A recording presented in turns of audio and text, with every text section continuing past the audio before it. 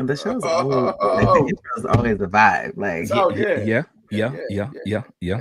Yep. Yeah. Happy to be here today. What's up, y'all? Y'all see what it Absolutely. is? So with it. up, guys. And What's what's up? What's up? We in there like swimwear. We good. It's Taco Tuesday, no tacos, but you know.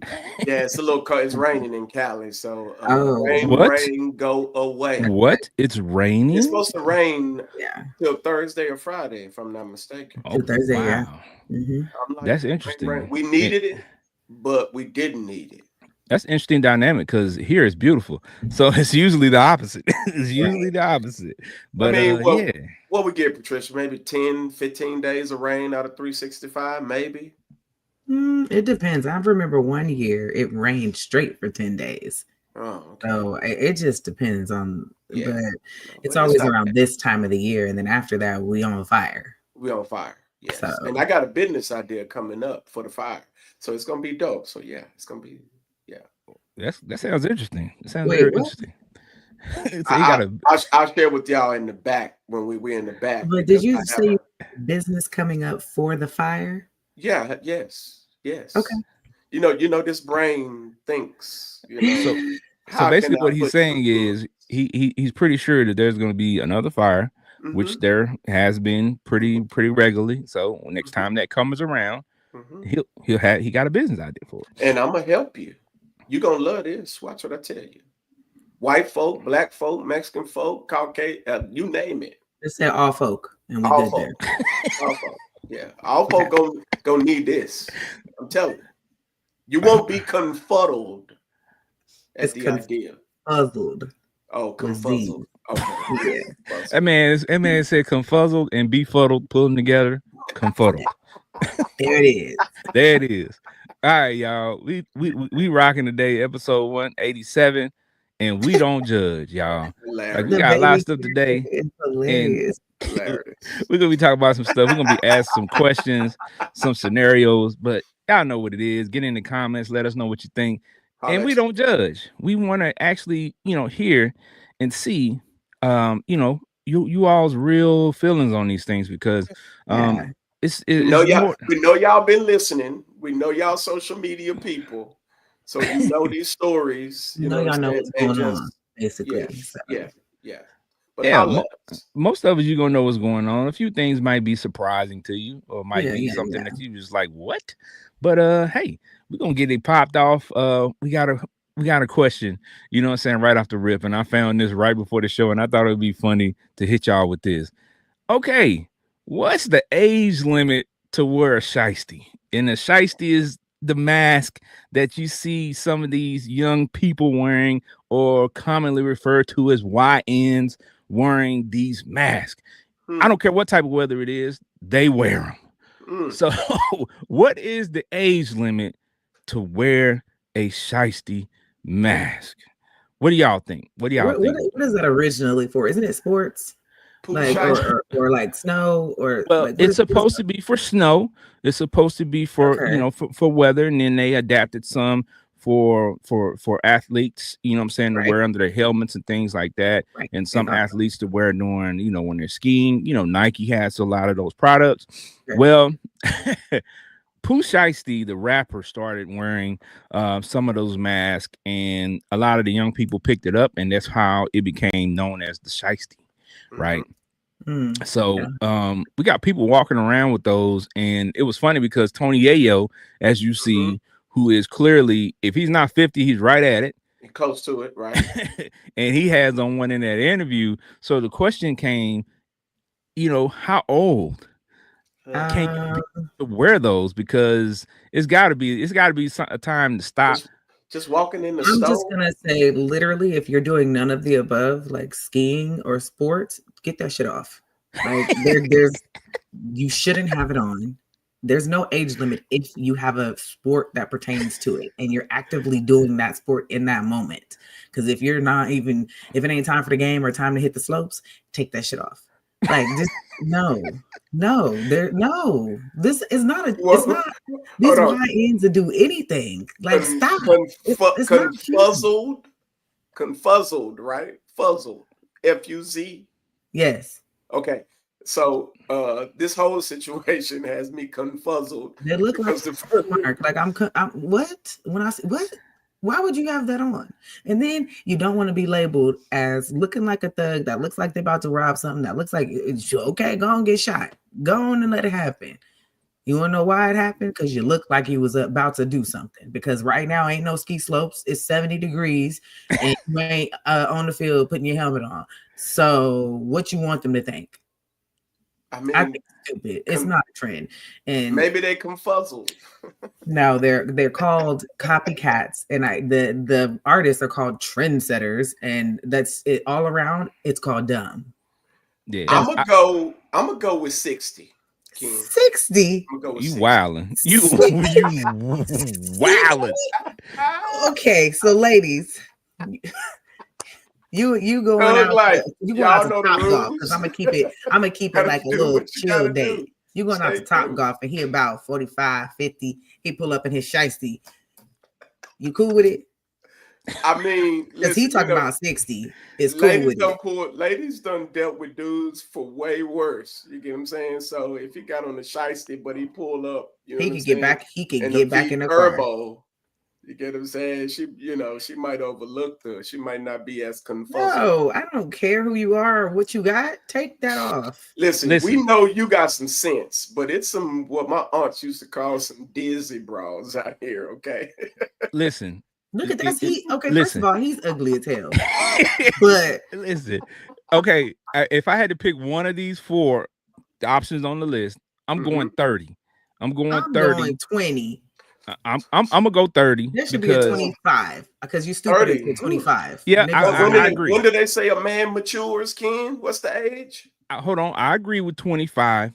25 will probably be a better answer, but on the list, I'm gonna say 30 because you got some people who grew up in certain elements, and it's still cool to be doing that type of stuff in your 20s. And you know what I'm saying, by the time you're 30, you should put away the childish things. Right. There's no more excuses. Brothers don't get there till they hit their 40s, King. Well, no, I ain't gonna say that, but by the time you're 30, you got young people out here in their 30s that are well into their careers already. Yeah. Right. So don't do them dirty. The ones that's established doing something. I would like to see a rapper start wearing mouthpieces from football and basketball as a trend, and see if people start wearing football mouthpieces as an accessory. If your favorite, you could really troll society and just do stupid shit and watch how many people wear it. Yeah. I would love to see that. Boots that came out, like the Mega Man boots. That not came Mega out, Man. What's his name? It wasn't Mega Man. I forgot who it was, but I forgot who it was. Boots. No, Sonic. Don't he wear blue shoes? He wore the white ones. Okay, but see, they was red. I can't remember who was attached to. They're the big boots.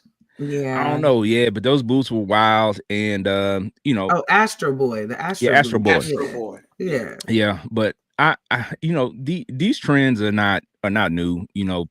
Stuff has been trending for forever, right? They have fashion trends that go and they come, but this Pooh Shiesty mask, era is one that I think it needs to be done away with, because what it does is, to be honest with you, it shines a negative light, especially on our youth, Black youth, especially, and they don't quite understand the situations that they put themselves in with not only people but with police officers, right? Because if a police officer sees you in that you look like you fit the description, you already fit the description because you're Black.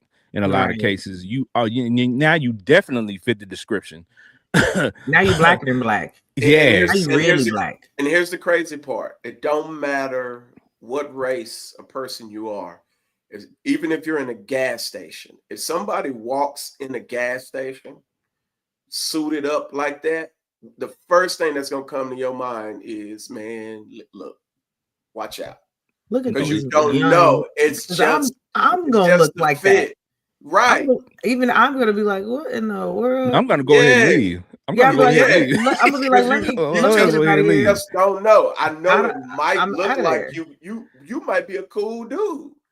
So even we will have that moment of a thought. So what do you think everyone else that already labels and profiles and we is for sure gonna think? We cooler than a fan with you potentially, but if you pull up like that, I ain't got no time. I ain't got no time to figure out what you want, whether you are or not. Gotta go. Yeah. Let me slide up out the way. Yeah. So fellas, you out there wearing shiesties? If you over 30, stop it. And it's called shiesty. What does shiesty mean, y'all? They don't know. They don't know. They don't know because the only word why is that his name shiesty. Well, he's a rapper, and you know, yeah. So that's what I'm saying. See, these young people, you know, and yes, I'm saying young people because I'll be 45 in a few days. So you know, these young people, you know, they don't do like we used to do. We used to have to look up words. We used to have to, you know, study those things in school. You couldn't get past it really. So that's why our vocabulary is a little different from theirs, and they don't value that type of stuff. So the only way they find out the meaning of something is if somebody puts it on social media, and then they're like, oh, that's what it means, because the Shade Room told them. Yeah. So, you know, but you know, it is what it is, and if you're wearing that type of stuff, stop it. You know what I'm saying? Move it right along, and just leave it be. All right, so the next one up, I got some interesting stuff, man. Some randos. You know how we hit you with some randos before we go into our major topics. But this was wild, man. DA finds $5 million worth of meth hidden in cases of blueberries near the Texas border. Finding drugs near the Texas border, not a surprise. Right. Hiding them in blueberries, I hadn't heard of that one before, but meth? $5 million worth of meth? Oh, my God. Do people know what meth does to people? Yeah, now that's everything nowadays, though. Meth. Yeah. It's in, you know, people make stuff, man. They create stuff out of, you know, meth, and they put it in your coffee, your drink, your soda, your this, your that. So ain't no telling, you get what I'm saying? But blueberries? No, but hold on. Backtrack. What are they making and putting in your drink? What are you referring to, Ben? Yeah, I'm like, what in the world? I was I'm like, you're making it sound like BC powder, like you put it in your Coke when you got a headache. Hey, listen, man. Okay, now my bad, because I thought cocaine and meth, because I'm like, didn't used to. Okay, so we're gonna rewind completely. Now I can say that some of the ingredients. Okay, no, some ingredients are like in Adderall or something. Like, you know, basically Adderall has some things that basically be like meth in a pill. That's why a lot of people say don't take Adderall. Right. But anyway, outside of that, I can't think of what else meth is infused in. But hold on, we gotta do our Google. I gotta do my Google search. Yeah. You just need to calm down. Yeah, you could do that later, but I'm telling you this right away. Meth is very bad. It's composed of drugs and household cleaners and all kind of stuff that people mix with it in order to make it, and it's very deadly. And what took my little brother's life? It was his drug of choice. So you know, sorry to hear that. Yeah, but it's very deadly, and you know, people can say what they want, but when I see stuff like this, I'm like, okay, yeah, that's a good news story, because I don't want people being affected by that stuff, man. Yeah. I've seen people on meth personally, and it wasn't good. It wasn't good. It's bad. It's bad. You know, we've seen the commercials, the meth commercials and stuff like that became famous years ago. With the young lady cleaning the restroom with a toothbrush, and you know, heightened anxiety and stuff like that. So when I see these large drug busts like this, I mean, I can't hate on it. You know what I'm saying? So you know, shout out to them. And you know, Texas is you know, flooded with stuff like that because it's near the border. And you know, so it's not the first time you'll see a large drug bust like this, and it won't be the last, I guarantee you. Well, your boy 4547 says drug dealers can get the death penalty. He's trying to push for it. So he did say that, yeah. Yeah, so or he's trying. I don't know. He's doing a lot. He also bought a Tesla. Yeah. Well, hey man, I you know what? I ain't gonna even lie to you. I don't even talk about him so much, you know what I'm saying? Because he just does so much every day, and it's just like I'm over it. By himself, trust me. Yeah, I'm over it. Oh well. All right. Dang, we're barely a month into your boy. I ain't worried about him. All right. So another interesting story here I want to pop up is the little boy in Michigan was crushed to death after his 340-pound foster mother allegedly sat on him because he was acting up. That is the definition of act up. You can get smashed up because she smashed. She just said she crashed out in a different way. She didn't crash out. She just sat down. Like what goes through these people's minds? And you watched him squirm and kick, and you did all that while you was just sitting your ass down. How long did the young bull last? I don't know, but 340 is a lot of pounds. It's crazy. Listen, if a 340-pound woman sat on you as a grown man, it's problems. How many seconds do you have before you're out of breath? You're gone. You're done. Well, I don't remember, but I mean, at the same time, if he's 10, I'd say he's about 90 pounds. Yeah, like somewhere around there, and she's a 340 or 340, right? You're sitting on him. That boy can't do nothing. Just imagine you're sitting there and somebody places a file cabinet on you. That's what that is. Yeah. So 340 is a D lineman, O lineman. That's part of some O line off the the defensive line from Philly that we let go of. Yeah, and the problem is she's probably 5'5". So she ain't 6'5", she 5'5". Yeah, it's like it's a file cabinet. It's been rolled all over him. He can't get out on the sides. So her behind probably wasn't washed properly. Man, I feel for the young fella. I feel for the young fool, man. Oh man. She didn't left skid marks on his head. Just that thought alone. Now I will say this. That's tragic. Mental health, like tragic. What? Yeah, you shouldn't have kids like that. That's a foster mom, right? Foster mom. She should be put under the jail. Other kids in her possession because she definitely shouldn't. Let me tell you what her punishment should be. She should have to go on a liquid diet in the pen. No, somebody from the 600 pound, 800, 900, sit on her ass. I want all of her food privileges gone. Just sit on her and just watch you waste away. That's It's an eye for an eye. She's not gonna waste away. What did the doctor on 600 pounds say? You've eaten enough food for 3 lifetimes. You'll be fine. he cracks me. You'll be fine. Hilarious, man. You're like a camel. You have stored enough food and fat. You can go for a pretty good while. You will last for a while. You got this. 3 right.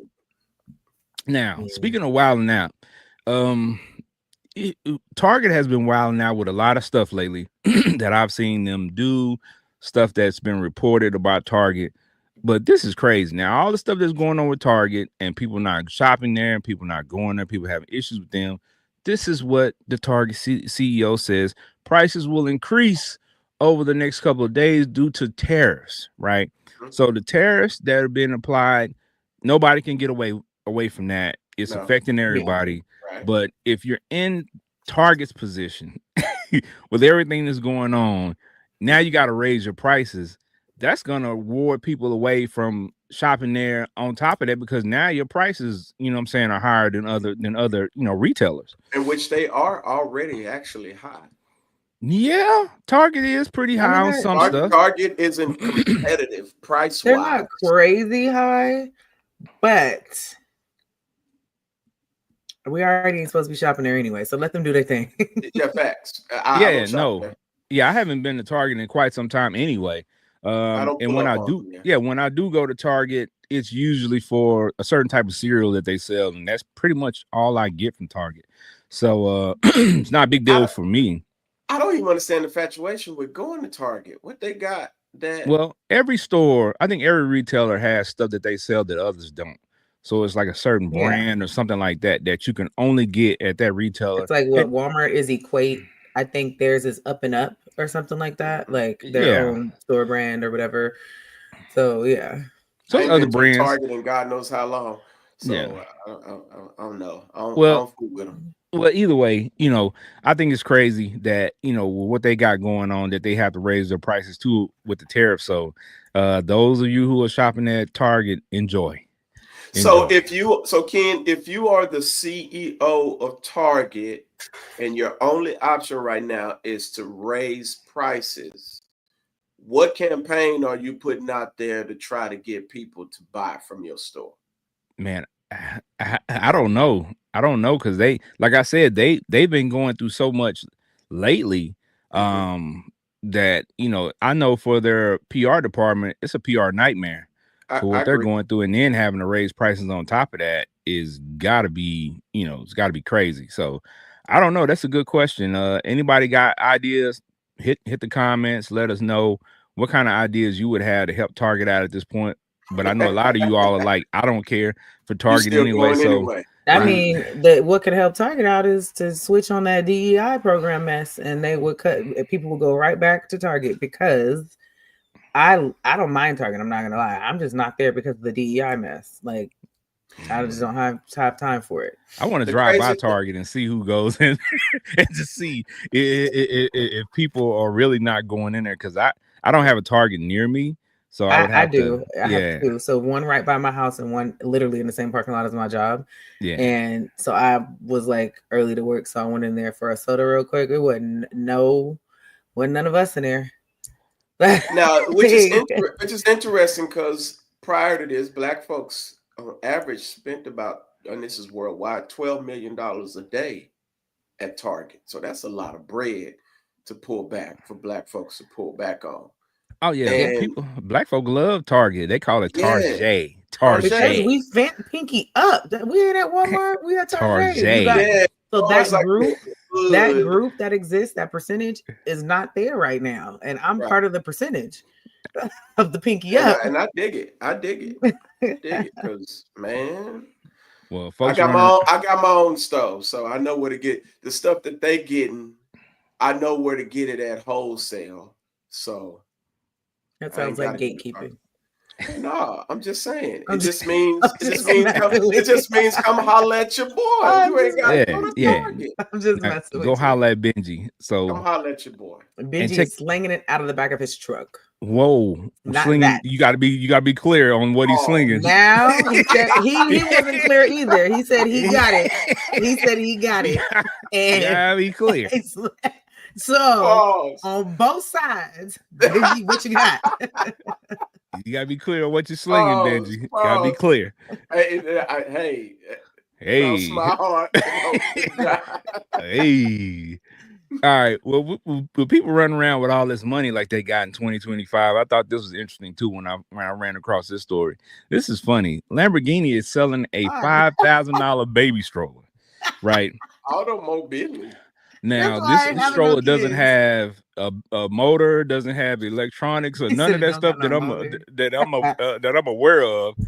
I'm like, don't even come with a Lamborghini umbrella. Where's the $5,000 come from? Yeah, what is the specs on this joint? Are you getting no. Bro, $500 would be a lot. Expensive, right? Yeah, right. They have other brands that's like $1,200 to $1,500 still that ain't even Lamborghinis.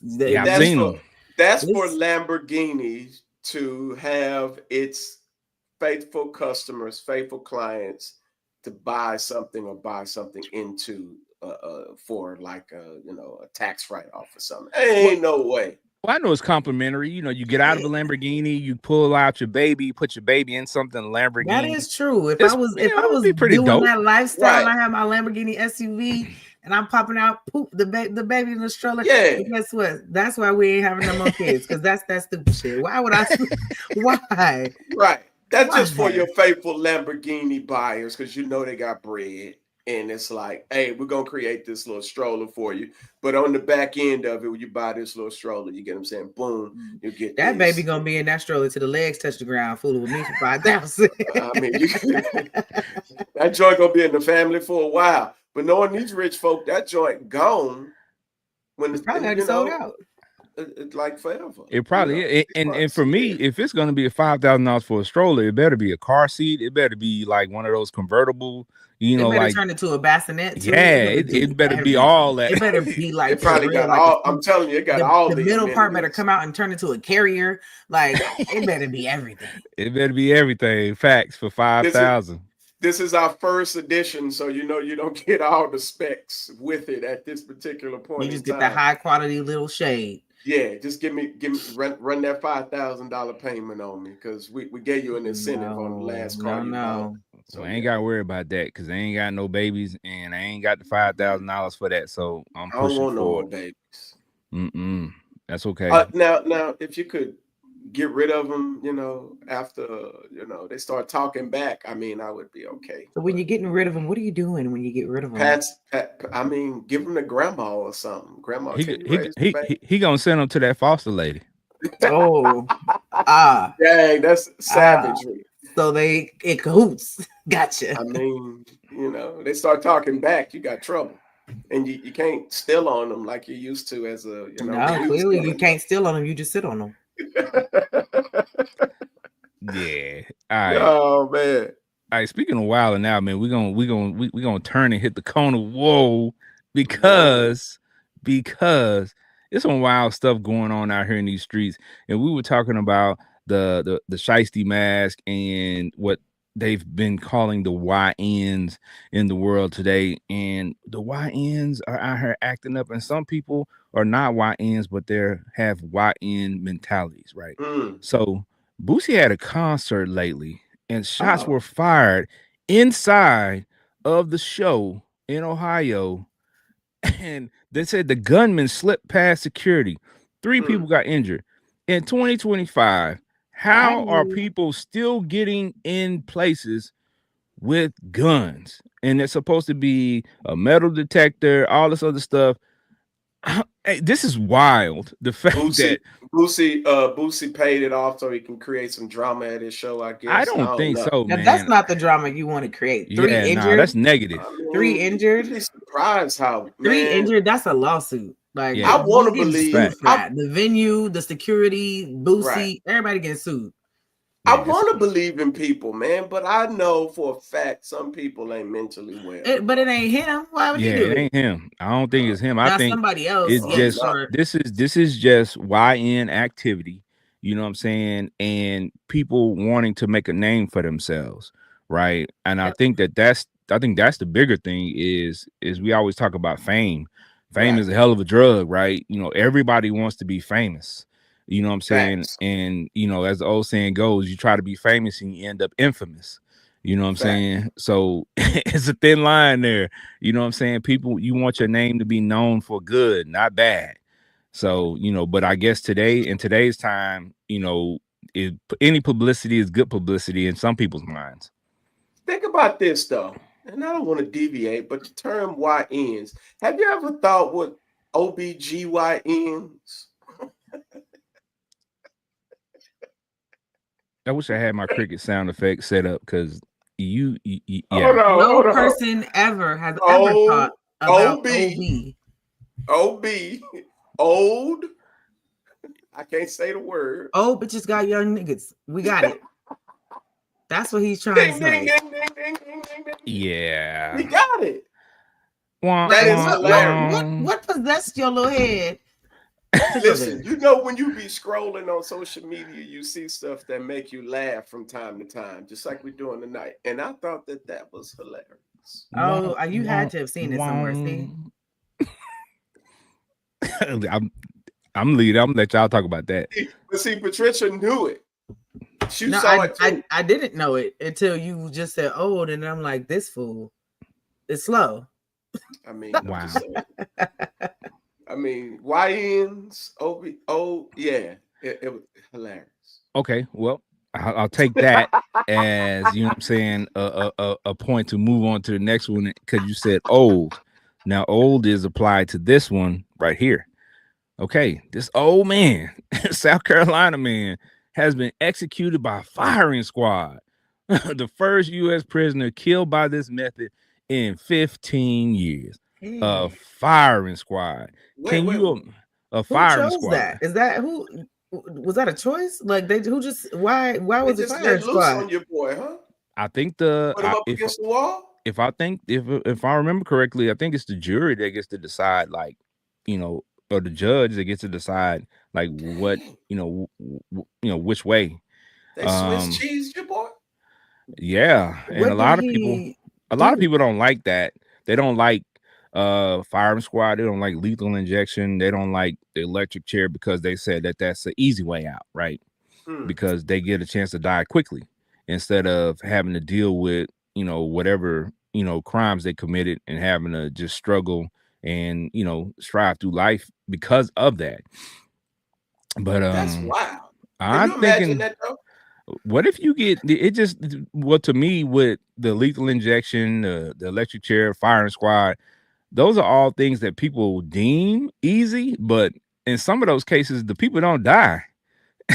Yeah. Just imagine if they shot you up all those times and you're still alive, just wasted away, and now you're a vegetable or something like that. Because I think if I understand this correctly, like when they try to electrocute people or lethal injection or firing squad per se, if that person survives, like, they have to leave them be. Now, they don't have to let them out, but like, they can't attempt it twice.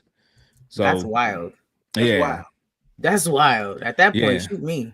So firing squad is crazy, because like the guns though. I don't know. Like, I didn't dive deep into a lot of these things, because we got a whole bunch of them that we need to talk about. But like, I just imagine, like,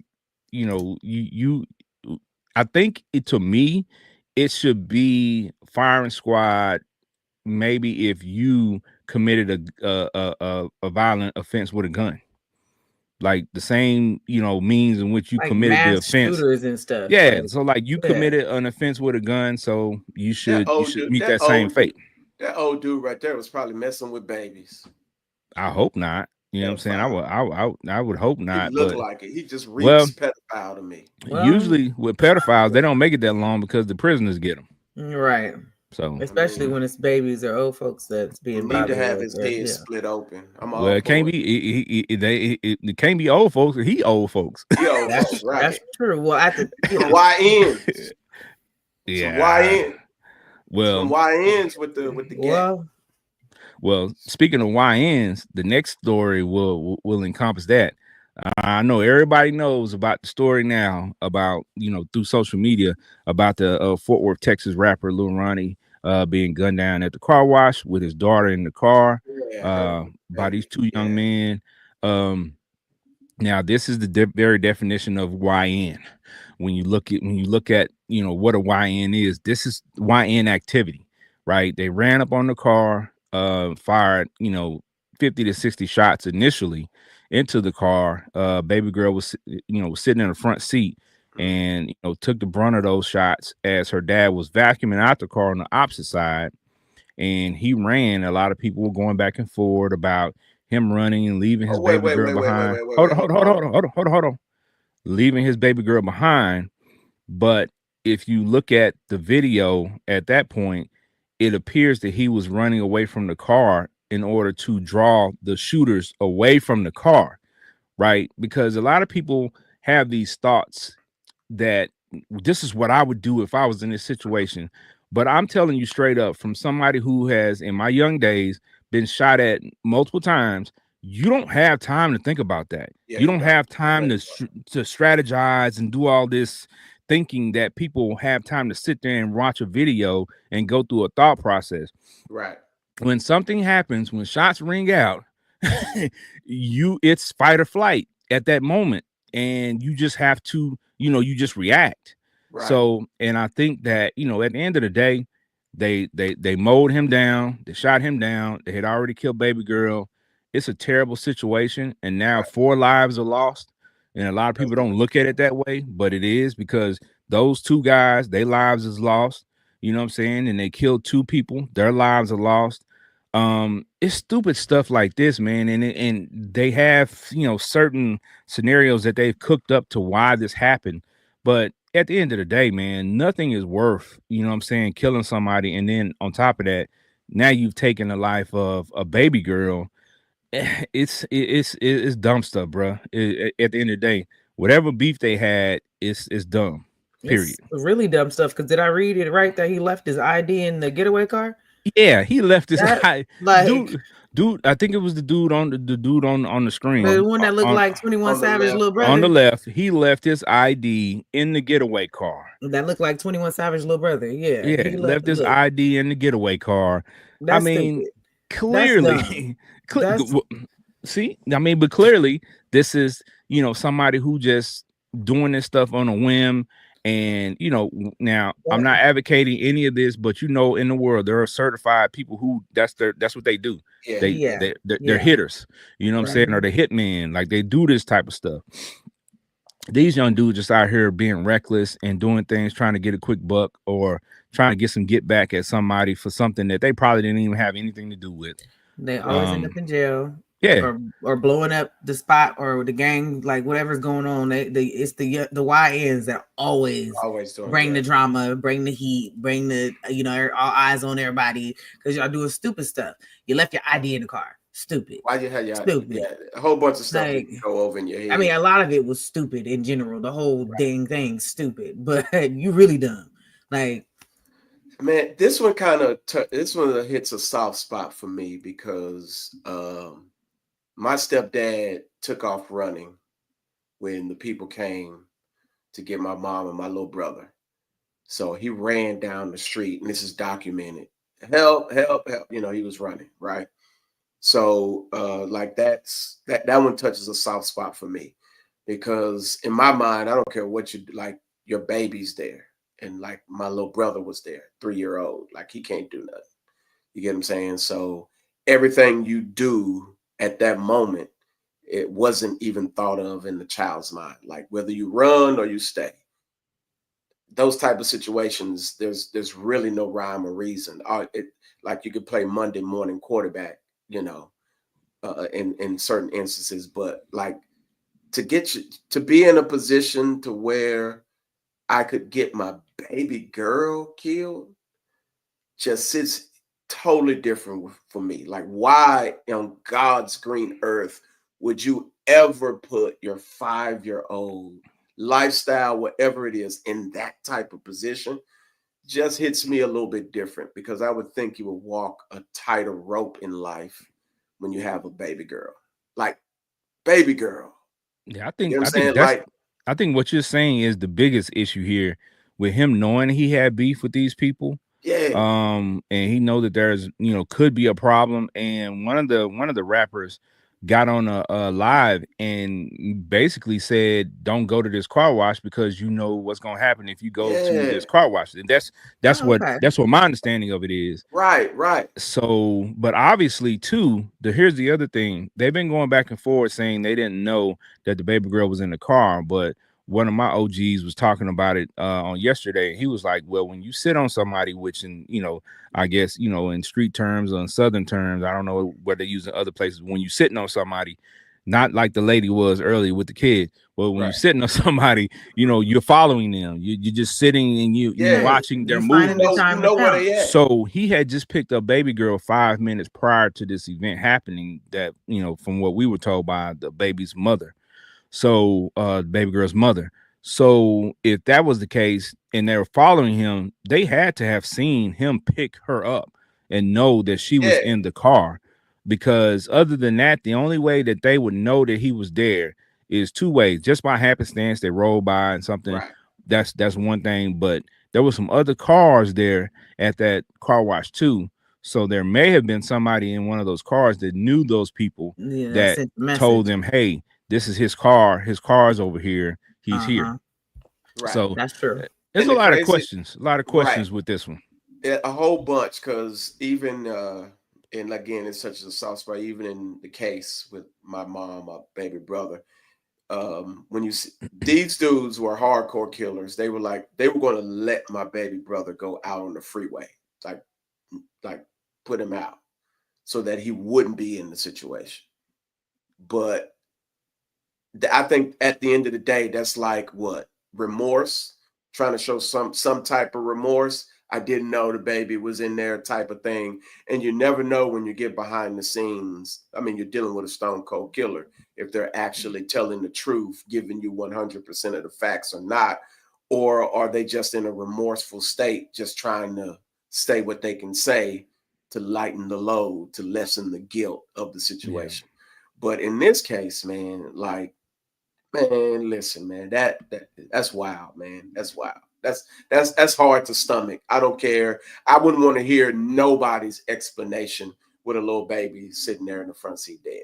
Yeah, no, there's no explanation you can have. And, at the end of the day, there is nothing you can say once somebody's life is gone.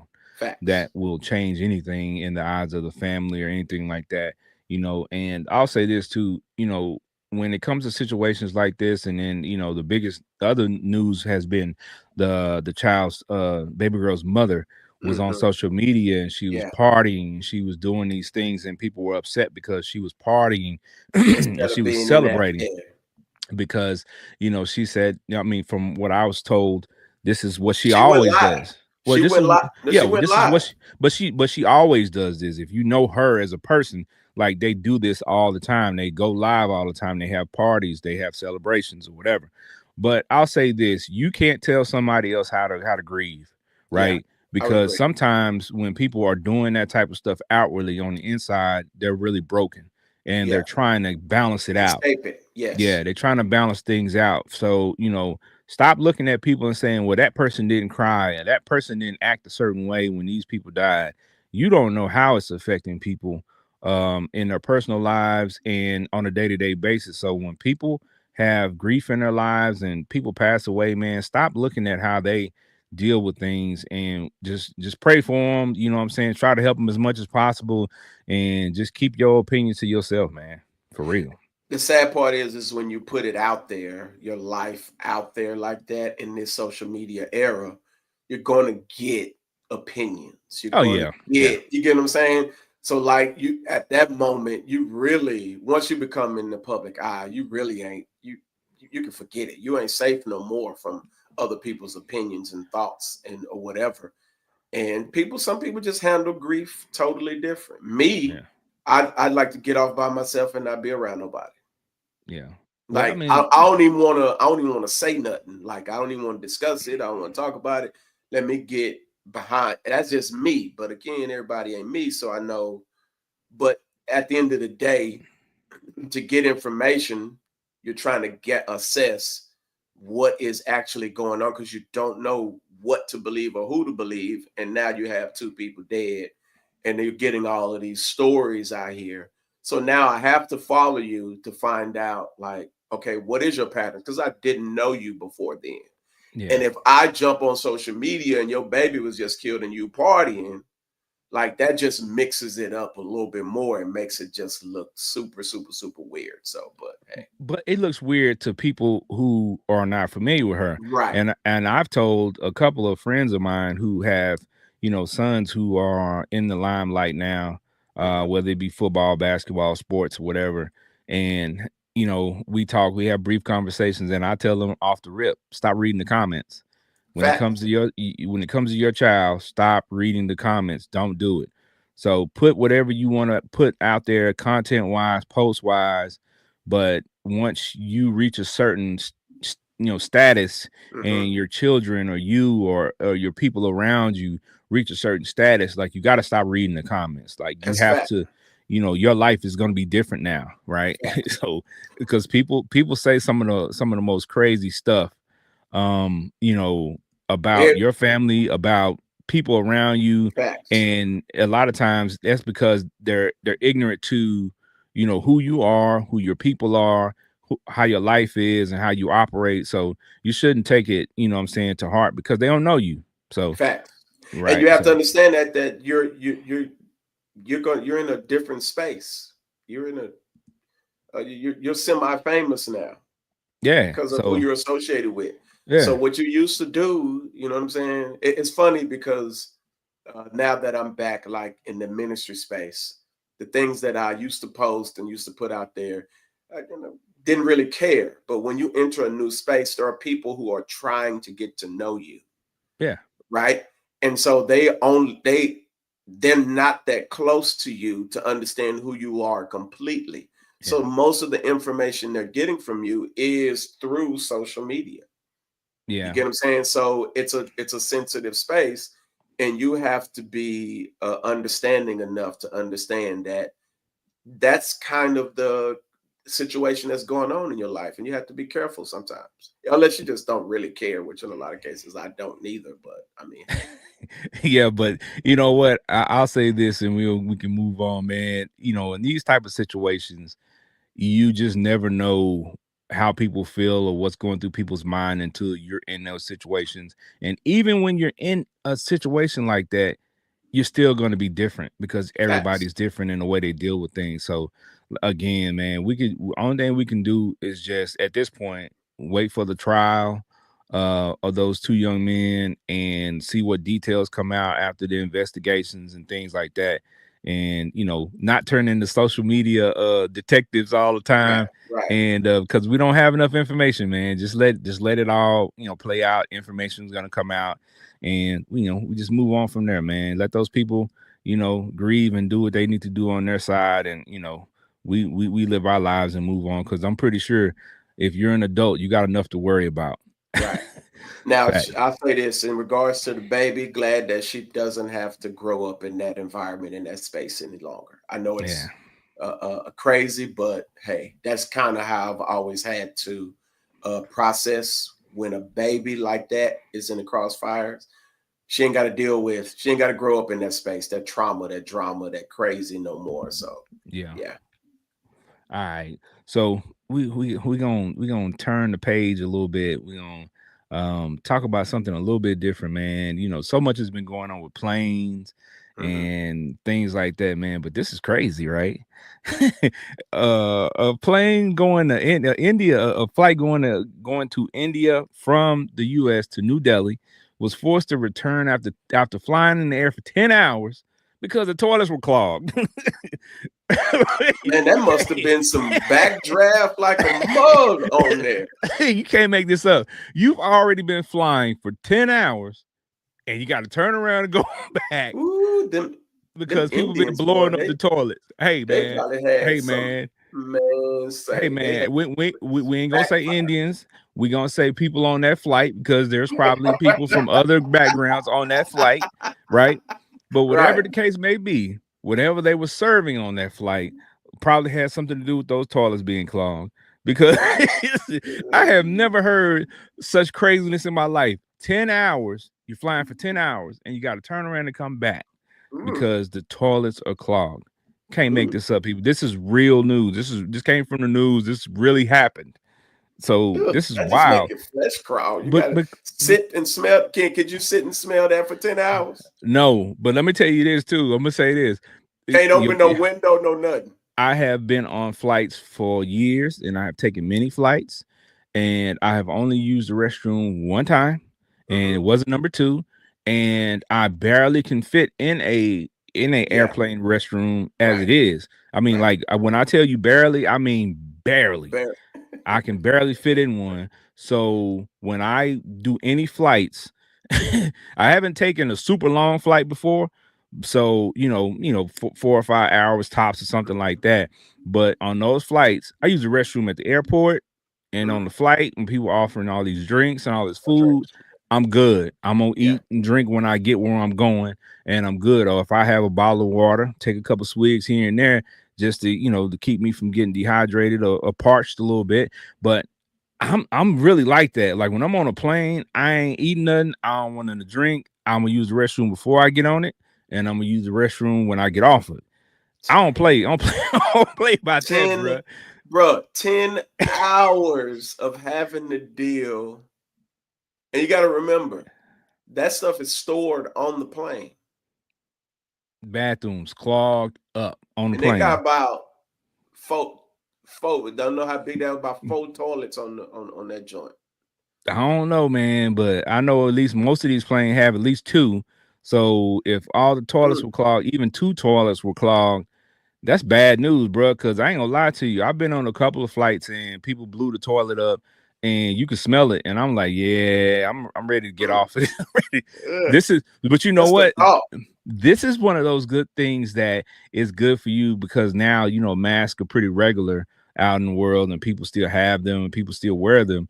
You probably should take a mask. No, you probably should just take a little mask on the plane with you, put it in your carry-on or your pocket, you know what I'm saying? And then if something like this occurs, you can just throw your mask on, you know what I'm saying, to block some of that, you know what I'm saying? Because the thought in my mind would have me jacked up.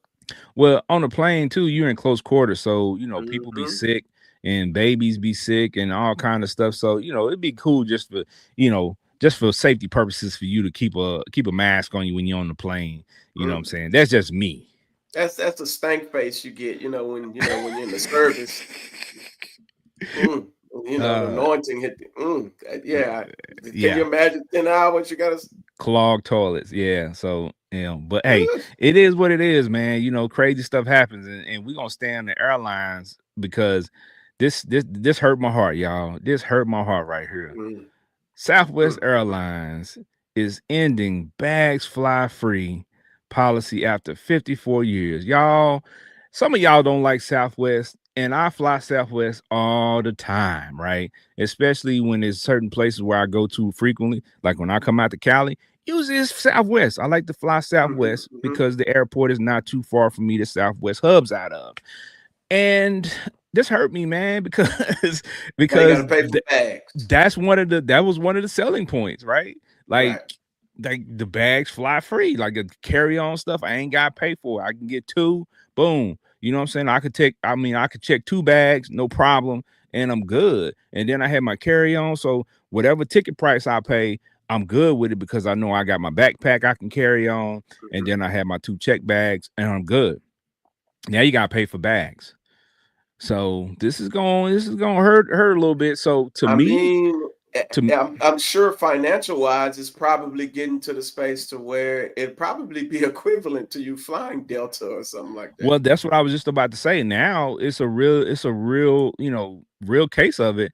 Now looking at the pricing, saying, you know what, I might as well fly, Delta or American, because number one, I don't have to be trying to get on the plane first to get an exit row seat because of my legs. So now I just have to pay the extra money on American or Delta and just, sit in a priority seat or in the front, you know what I'm saying? Pay that little extra money to have some more leg room and just call it a day, because I mean, that was one of the selling points of Southwest for me. Cheaper flight. The seating, even though they changed their seating arrangement now, where they don't have you seat yourself, like you have to pick your seat now. Right. So, but yeah, man. Shout out to Spirit though. Ken, they got their bankruptcy situation squared away. You'll be able to go Spirit. Listen, I can't go Spirit because I can't fit on Spirit. I can't fit in their seats, bro. I can't fit, like when my little brother told me, and he's 6'1", and he was like, yeah, he rode on a flight and he was struggling with leg room at 6'1", and he was like, bro, you ain't gonna be able to do it at 6'5", not on that flight. For me, if I sitting that long be my biggest issue. That's why. But now we're talking about leg room. Yeah, leg room. If it's a struggle for you, on Spirit, room, so I'm not going to be able to do it. Spirit flights are very so make sure your flight is short. From Cali to Texas to Cali, Texas, Cali to Las Vegas, stuff like that. You're good because you're only on that joint for about an hour and a half, 2 hours, somewhere around there. Well, if you're struggling, I ain't gonna be able to do it. So it is what it is. But with changes like this, it's about the dollar. Oh, yeah. It's all about the dollar. So Southwest Airlines said that it could add more than $1.5 billion in annual revenue by charging for the bags. So you already know that's what it is. It's about the dollar. And I mean, you can't blame them, right? Like, if you can't beat them, join them, because a lot of the other airlines, they charge for bags, and they've been charging for bags. and nobody complains about it. So might as well charge for bags too. I mean, hey, listen, it's if it don't make dollars, it don't make sense. You know this. So if I can get 1.5 billion up out of y'all, how are you? Hello. How are you? Yeah. You got your Yeah. bags? Sure. Yeah. Now you got to see how much the joint's gonna cost for you to do it, though. Yeah, that's the other thing too, because you know, most places when I go, you know, I try to pack light, man. I try to coordinate my outfit and take one pair of sneakers. And those of you who are sneakerheads, you know how hard that is I to carry a take bag. one pair of sneakers. I take one bag with me every time. I've been to Hawaii. I've been several places. Oh I my take one bag. God. And you know how I do it? I don't put my stuff in there regularly. I roll my Oh stuff yeah, no. up My dad's so that military, so I know how to pack it. But yeah. you got to take into context too, though, Benji. I You're a wear bigger dude. size 14, You're a bigger 15 dude. shoe. Yeah. So if I put 2 pair of shoes in my bag, Yeah, you done. But no, just the one shoe, the one I got on my feet, and one in the bag. That's what I have to do. So what I started doing was I wear a pair and I put one in my carry-on. So I got a backpack that you can put sneakers in the bottom of it. So I put a pair of sneakers in there because number one, I want to keep an eye on my sneakers at all times. Right. So they cost about 300. So yeah, you got to. Yeah, I want to keep an eye on my sneakers. So, but the crazy part is, bruh, if I put any shoes, like when we came for your wedding, I had to have dress shoes. I had to have a couple of different types of outfits. So I had to put additional shoes in there. That's additional space. And you know, it's just funny, man, when you're traveling, it's stuff that you got to think about. So stuff that I didn't have to think about previously with Southwest, now I got to think about it. Now they do have that new thing where you can, what is it called? Compress. Oh yeah, that ain't new. Yeah. Compress it. Or that's whatever. The space bag. That's the space bags. You can put your bag, you put your clothes in there and vacuum the air out of it. Yeah. And when you get there, you know, you can, you know, and they got them now where some of the cases themselves have like the little air compressor thing, so it can suck the air out of it, the actual the actual suitcase itself.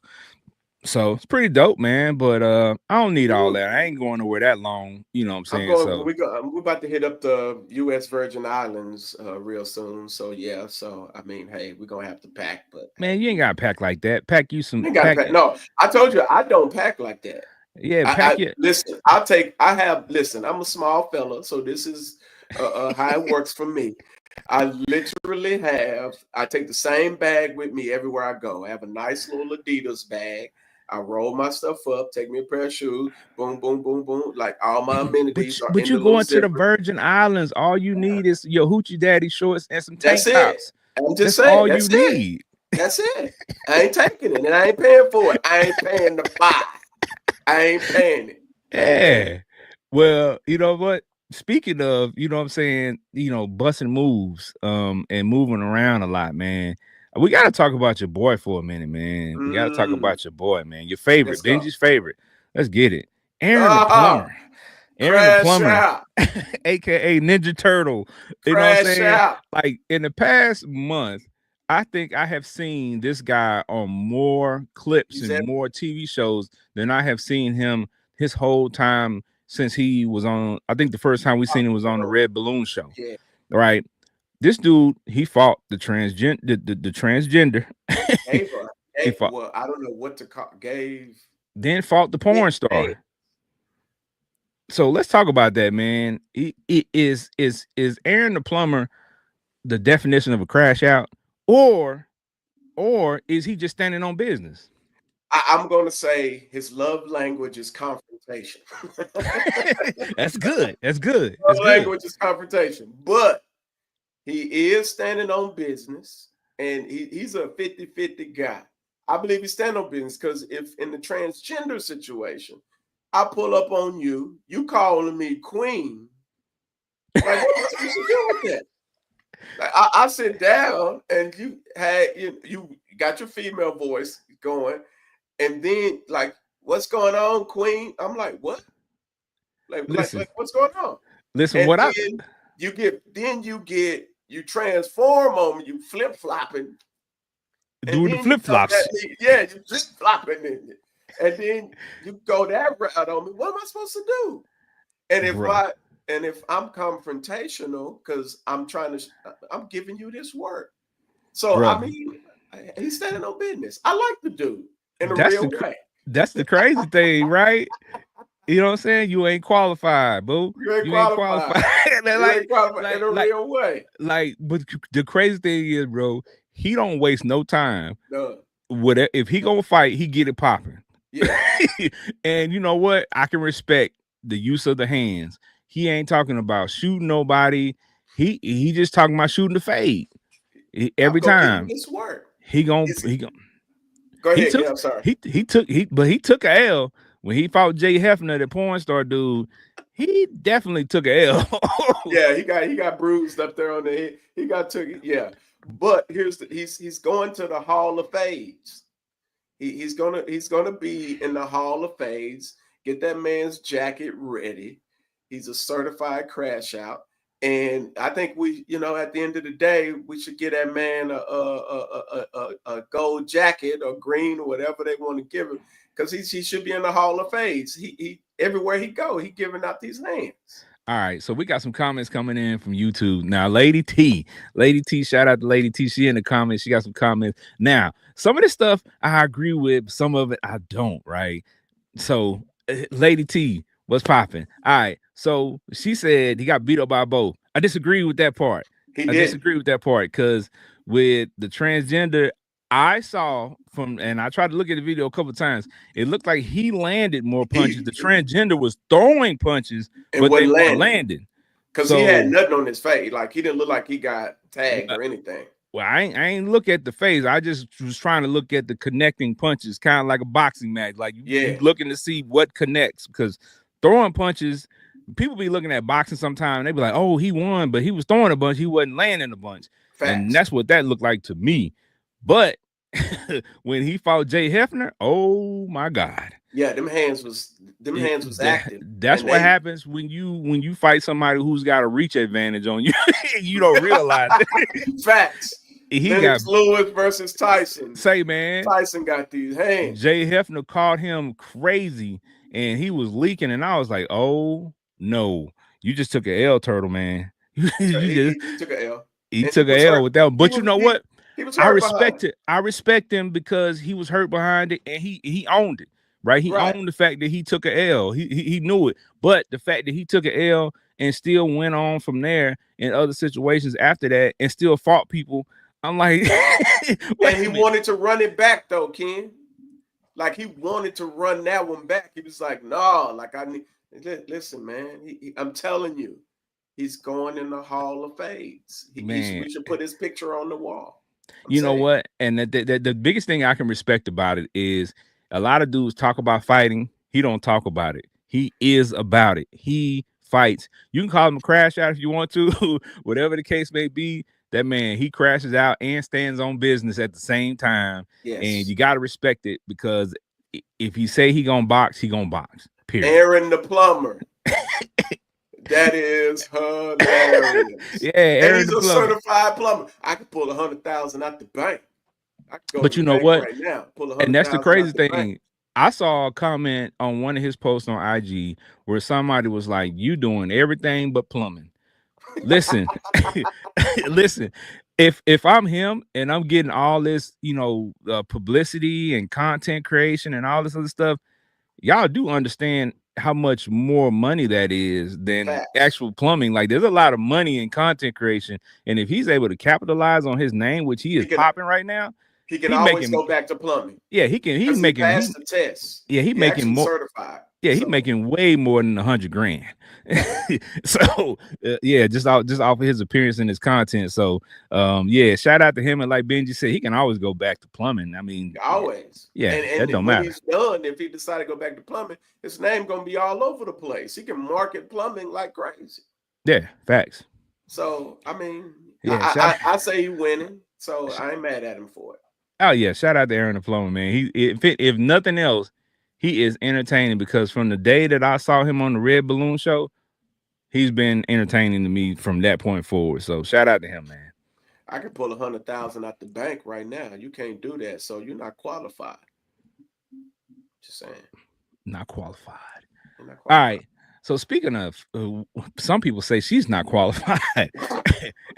We go switch to sports a little bit. Angel Reese says the players could sit out next season if the WNBA doesn't increase their salaries.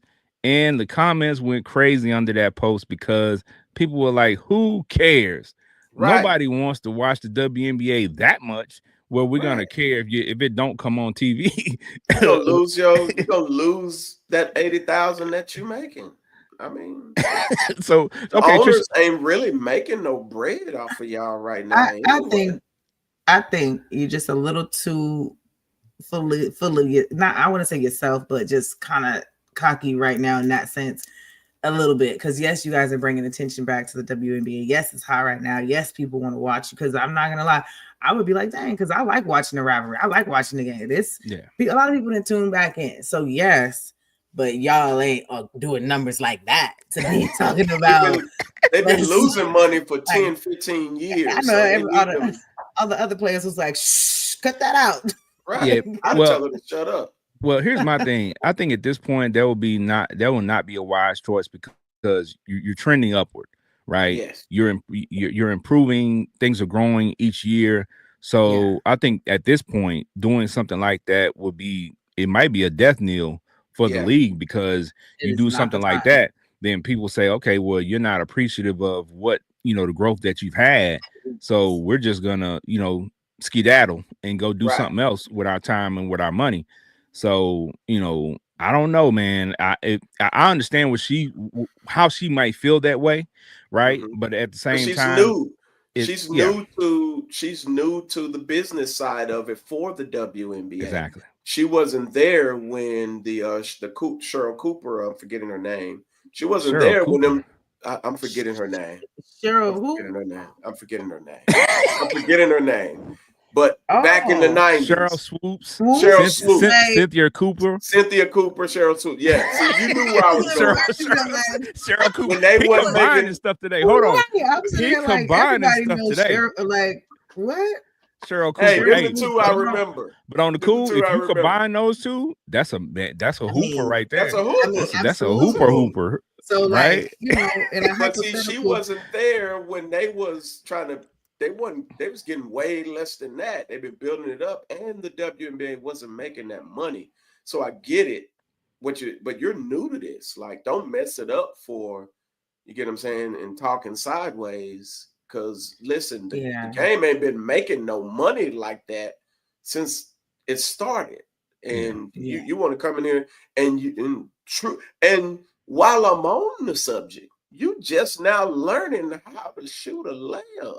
Well, we ain't gonna go into all that. Let Lisa do what she's doing with her.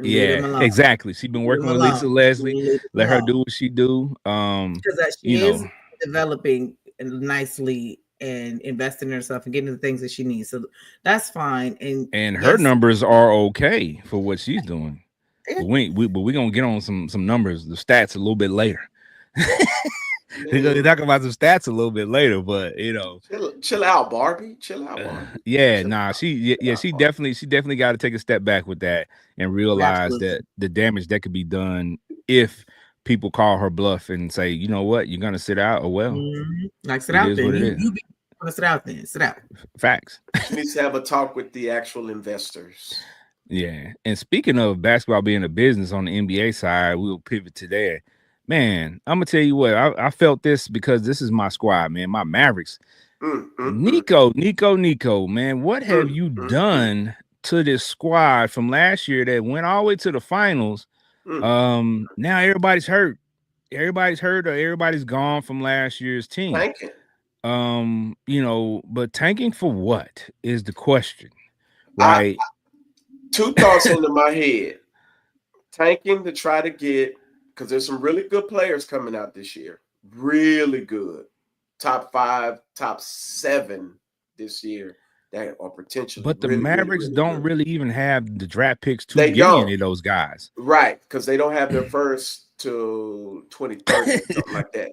So but even in that it breeds the idea that the new owner wants that casino there.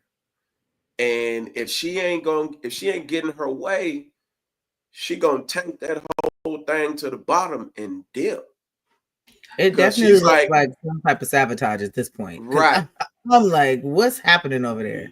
Right. And you ain't even brought up, now, maybe I don't understand the total process, but you ain't even brought up no G League players to help on your bench.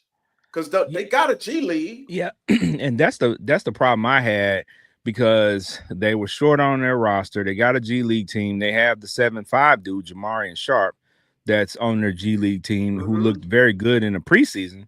So, and you're short on bigs. So my thing was, you went out and signed all these bigs that were off the street. Where's Jamarian Sharp would be my first question.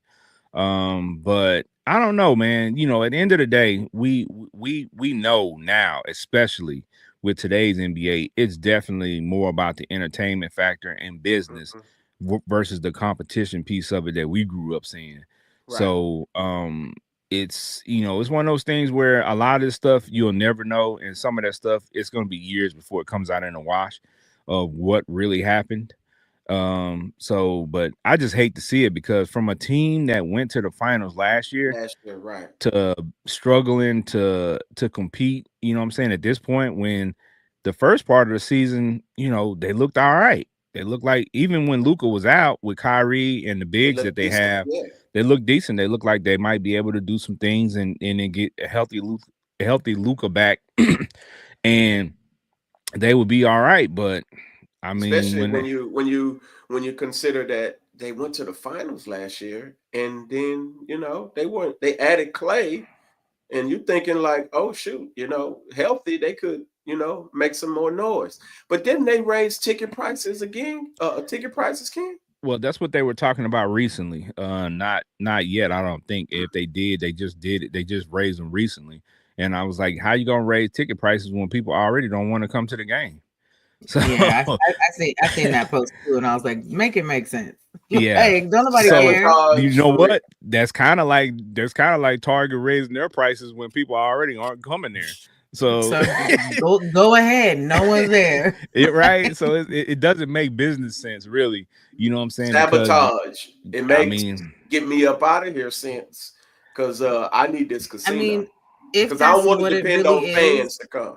If that's what it is, we'll find out in the years to come. Yeah. Like if that what it really is, then we'll be able to look back and say, oh, now everything makes sense. But when you don't know right now, everybody is like, huh? Yeah, I think everybody trying to get that Vegas contract, man. That's big money. Vegas is going to be a real show, trying to be down around on that strip. That's all I know. Man, listen, that's crazy. Big time money. They got the baseball team going. They got like what? Mm-hmm. Insane. Football, baseball, basketball, F1. Shoot, you name it, everything. So that's big money. So if I'm a CEO, if I'm an investor, and I don't know when the Vegas thing is going to be up and running, but I'm trying to get in position for that. Because just from an investor standpoint, man, you know how much money that is? That's billions. It must be a whole lot to sabotage a whole season. A whole city, a whole state. Everything. You sabotage everything. Players, all that, everything gone. Now, you know there'll be another team that'll be able to get into Texas, Dallas. You get what I'm saying? You know that. But at the end of the day, it's crazy that Mark Cuban sold it. Well, I think at the end of the day, it's a bunch of things occurring that don't make sense, that don't line up to anything that, you know, that we would deem, you know what I'm saying, something that makes sense to us. But right. So there's plenty going on behind the scenes, undoubtedly. You know, especially when you wake up, you know, one morning and Luka's gone, or you sitting there one night near midnight and Luka, you get a message from ESPN that Luka's been traded. And, you know, now taking the context, you know, and I know this ain't the case, but a healthy Anthony Davis, not the glass man, you know what I'm saying? Yeah, not street clothes, but a healthy Anthony Davis. And if they make that trade, the same exact trade, but Anthony Davis isn't a medical problem, it makes a little more sense, right? Right. Because we know what Anthony Davis can do when he's absolutely healthy. And for 31 minutes of a game, you actually got a chance to see what he could look like in a Mavs uniform with the guys that they had that were healthy at the time. And that's even missing the other bigs that we had that played such a critical part in the run last year, right? So it was interesting, but in true street clothes form, he arrived damaged goods anyway. He was hurt when he came over. Yeah, right. But both players were hurt at that point. Yeah. Right. Luka and AD were hurt, but I think AD's injury was a little bit more, a little bit more. Yeah, he was out for I think 2 weeks prior to then. Yeah, so he needed some more time. So when I actually saw him going to start that game that he played, I was surprised because I was like, wait a minute, he's still not 100% healthy. And they put him out there though. Yeah, and they put him out there. So that's also one of my partners pointed out to me, and we'll talk about this for a second and move on. But the Mavs used to have a trainer, Casey Smith. Casey Smith is with somebody else now, I believe. And Casey Smith was integral part of keeping these guys healthy, and they had a great training staff in the past. So that also has me questioning things. Is like, how did he make it past your physical and all this stuff? And you knew he wasn't healthy. Yeah, you knew he wasn't healthy 100% when you got him in the trade. But how do you get him in the trade, do a physical on him, and still not know that he's not 100%? Like, I'm not understanding any of that. And then what's crazy is it's funny. This shows you how crazy it is. The Lakers traded for this cat, Mark Williams, and he didn't pass the physical, and they sent him back to Charlotte. So, I'm sitting there thinking, and he's saying, ain't nothing wrong with me. And he's out there actually balling, doing this thing right now. So how in the world does, all of this stuff kind of add up? And it just kind of brings you back to the point that this new owner wants her way. She wants that casino. And it's like, did they get rid of their medical staff? Do they really have a solid? Because in New Orleans, they got a terrible medical staff, and it's been a complaint forever with them. So it can be some finagling kind of back and forth. I'm asking too, because is the owner even involved in this? She bought the team, but I don't think she's actively involved in any of these decisions, bro. Right. I think she just owns it, and passing down orders. Yeah. Well, she ain't even passing down orders. I think she's just, she just the face of it. She owns it. It's people running it for her. She could be if she in bed with one of them and telling them what they better do. She got money up the wazoo. Well, I know all that, but that's what I'm saying. But I don't think a lot of times when we see people that own stuff, they don't be actively involved in any of it. True. Right. They just the money person. Right. And they have people that make the decisions for them, and they allow these people to actually do their jobs, the opposite of Jerry Jones. Right. So they don't micromanage people. They just let them do their job. Wait a minute. Have y'all picked up anybody yet? Oh, okay, never mind. Y'all ain't done no trades. I'm sorry. No. You just made me think about the fact that I ain't seen. They picked up 3 people. Why you gotta do this? 49ers.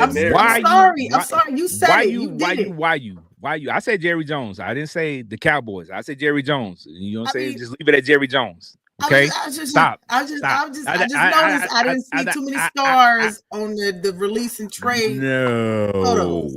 I didn't. My bad. Hey, my 49ers letting everybody go. So I can't say nothing. Yeah. Everybody won. Yeah. But they're working hard. Talked to my cousin today. Shout out to my cousin Johnny Holland. This is his birthday. He's the linebackers coach for the 49ers. And he said they're working hard on the draft, man. So he says looking good. And then y'all might get y'all got some good stuff coming your way. Get some good picks. Yeah. So shout out to the fam. Yeah. All right. So but yeah, man, I don't know what's going on with the Mavs, but I do know what's going on in the NBA with this fella. I do know what's going on. So this is what a lot of people have been waiting on, right? A lot of people been waiting on this topic, man. LeBron James out for a couple weeks. You know what I'm saying? Tweaked his groin. It's had the injury before. So, they're being careful with it. and trying to make sure that, you know, of course, at his age that, you know what I'm saying, everything is on point. But a lot of people are speculating he ain't really hurt. He ain't really hurt. He just like he wanted a break, right? He wanted to rest his body. He wanted a break. So before they make the playoff run. Yeah, I think he does that more often than we think sometimes. That's been the speculation. I would agree. You know, and I mean, is he 40 for sure right now? Mm-hmm. So like, 40, I mean, 41, I get it. Like he's got to be healthy enough and feel good enough and get more rest. It's like when you go to the club and, you know, now you need the whole week to recuperate when it used to only take the night. Like now I think that's what it really is. Like he just needs more time to make the body be rested, and so he got to come up with some excuses that last a little longer than normal so he could do so. That's I mean, right. He older than everybody else, but when he come out there, he gonna show up. He show up a week before the season is over, headed to the playoffs. Well, and I think with what they have, and I think they feel good with Luka's, you know, progress with, you know, the system and the team and JJ Redick. Except they lost to the Nets yesterday. Well, I mean, you know, no team is gonna go on runs like that in these days and times. You know that. Too many injuries, too many guys that don't play back-to-backs and so on and so forth. Right. So there's no consistency with that part of it. But I think with them, they just want to be at a point where they make the playoffs and then try to make a run from there. You know, even, you know, if they slide and be in a play-in tournament, I think they feel like they have a good enough roster to make a run from there. Yeah, so, they're about to dip down to about the 4th seed, or they probably already at the 4th seed. So, but I mean, at this point, it's about positioning now, right? Who you want in the first round? Yeah, and I think with you know, as always in the West, it's going to be treacherous. It's going to be a hard journey for whoever at whatever spot you're at. It's going to be a dogfight for whoever you play. So there's nobody really, you know what I'm saying, that to me that really scares me for any of these teams. But just know that every matchup is going to be, you know, a heavyweight fight, and I don't foresee anybody getting swept. Put it like that. G State, absolutely not. G State looking like a problem with Jimmy B. Yeah, so I mean, I think everybody's pretty much solid in the West. You know, pretty much, you know, 1 through 8.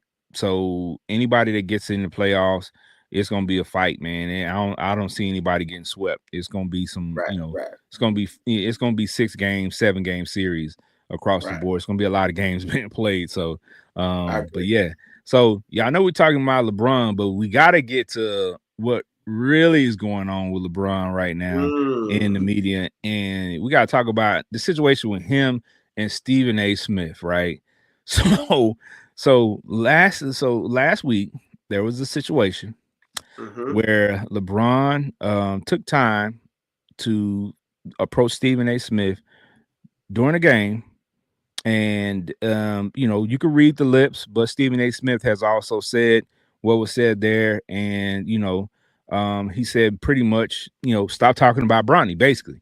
Right. You know, keep my son's name out your mouth. And, you know, and that's been the biggest, you know, story in the NBA. I bet you a lot of people haven't even been paying attention to the NBA games, the box scores, anything, because this has been the overarching topic for the league the past few days. You know what I'm saying? So Trisha Michelle, I'm interested to hear your thoughts on when you initially saw this and heard about this going on, what was your reaction to, you know, the way LeBron handled that situation? I feel like wrong place, wrong time. I mean, if he wanted to step up and say something fatherly and protect his child, but at the end of the day, yeah, you're in the NBA, and if you're not cutting it, like, I mean, they're allowed to have opinions on any and every player. So that means any and every player. You are any and every player. So is your son. Good and bad. They speak good and bad about you or have before. And any player that comes in, you can't come in here fighting your son battle. If he's skunking up the place in that moment, that's the truth. And you couldn't, I think it's unfair to try to low-key bully a reporter or anyone in that sense on having anything to say about his son just because it's your son. He is not immune to the fact that you might suck right now. You might have some things that you need to work on, and you're not pulling the stats, and you're not this and that. And that is okay for Stephen Smith to say that. And low-key, if you felt like you don't like it, have your man-to-man one-on-one talk elsewhere. It shouldn't have been where the cameras was able to catch you to say what you said, to hear what you said, the world to see what you said. Like, I got it. You feel away. You're protecting your babies. But and so he reacted like a dad, and I think maybe he might have thought about it later too. Like, that's kind of a bad look. He maybe, I don't know, but he ain't gonna step off of it though, because that's still his son. Because he's still very much, chest out. That's my son. Keep my son name out your mouth. But it's not. He in the NBA. He gonna get. You're gonna be in somebody's mouth. Like, pause. I was just gonna say, yo, you just slanging them out there today. Hey, I said my leave me alone. I knew that was coming before. I knew. Look, I can't even finish that sentence. Yeah, no, but I agree. I agree with everything you just said, Benji. First thought is, did Savannah get tired of Stephen A. Smith saying anything and told Braun to say something about it? That's one thing. So what you think? So what you think? This is Jada and Will situation. But listen, my thing is, who cares? That's where Braun is supposed to step in and say, okay, but not right now. We're not addressing, or no, let him. This is the game he's in. This is the world. This is the environment that he's in. So that's I don't think he's stepping up for Savannah. No, that's my wife. I don't know what their conversations is. And I feel like Savannah probably was sitting on the podcast. Shut up! Stop talking about my baby. I don't know. That was the first thought I had. Maybe I don't see that one. I don't know. I'm just throwing it out there. This Savannah.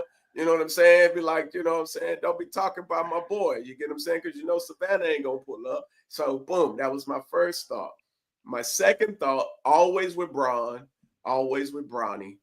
It's always media based. And of course, we're dealing with Stephen A. Smith as well. So my second thought on it is okay, this is media related.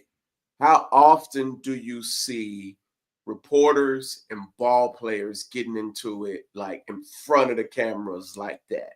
You get what I'm saying? So let me approach. Braun is heavy on media. Stephen A. is heavy on media. Believe it or not, Bronny is heavy on media. He's got like 10, 12 million followers. So he's heavy on it as well. It drives a huge narrative. So, like, was it all a media ploy? Did we need some? Because we just had the Luka talk. All the talk is now not on Braun, it's on Luka. Do we need to bring it? Braun need to bring it back, shine the light on him, because this is who he is. Braun is heavy on the media, so let me do something.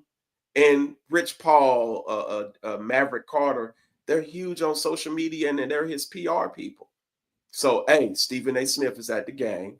We talked about this. Go say something, yada, yada, yada. Let's drive this narrative, because Stephen A. Smith said, look, they got my number. They could have called me if I did something. If I said something prior to, they could have called me and told me it didn't even have to go this way.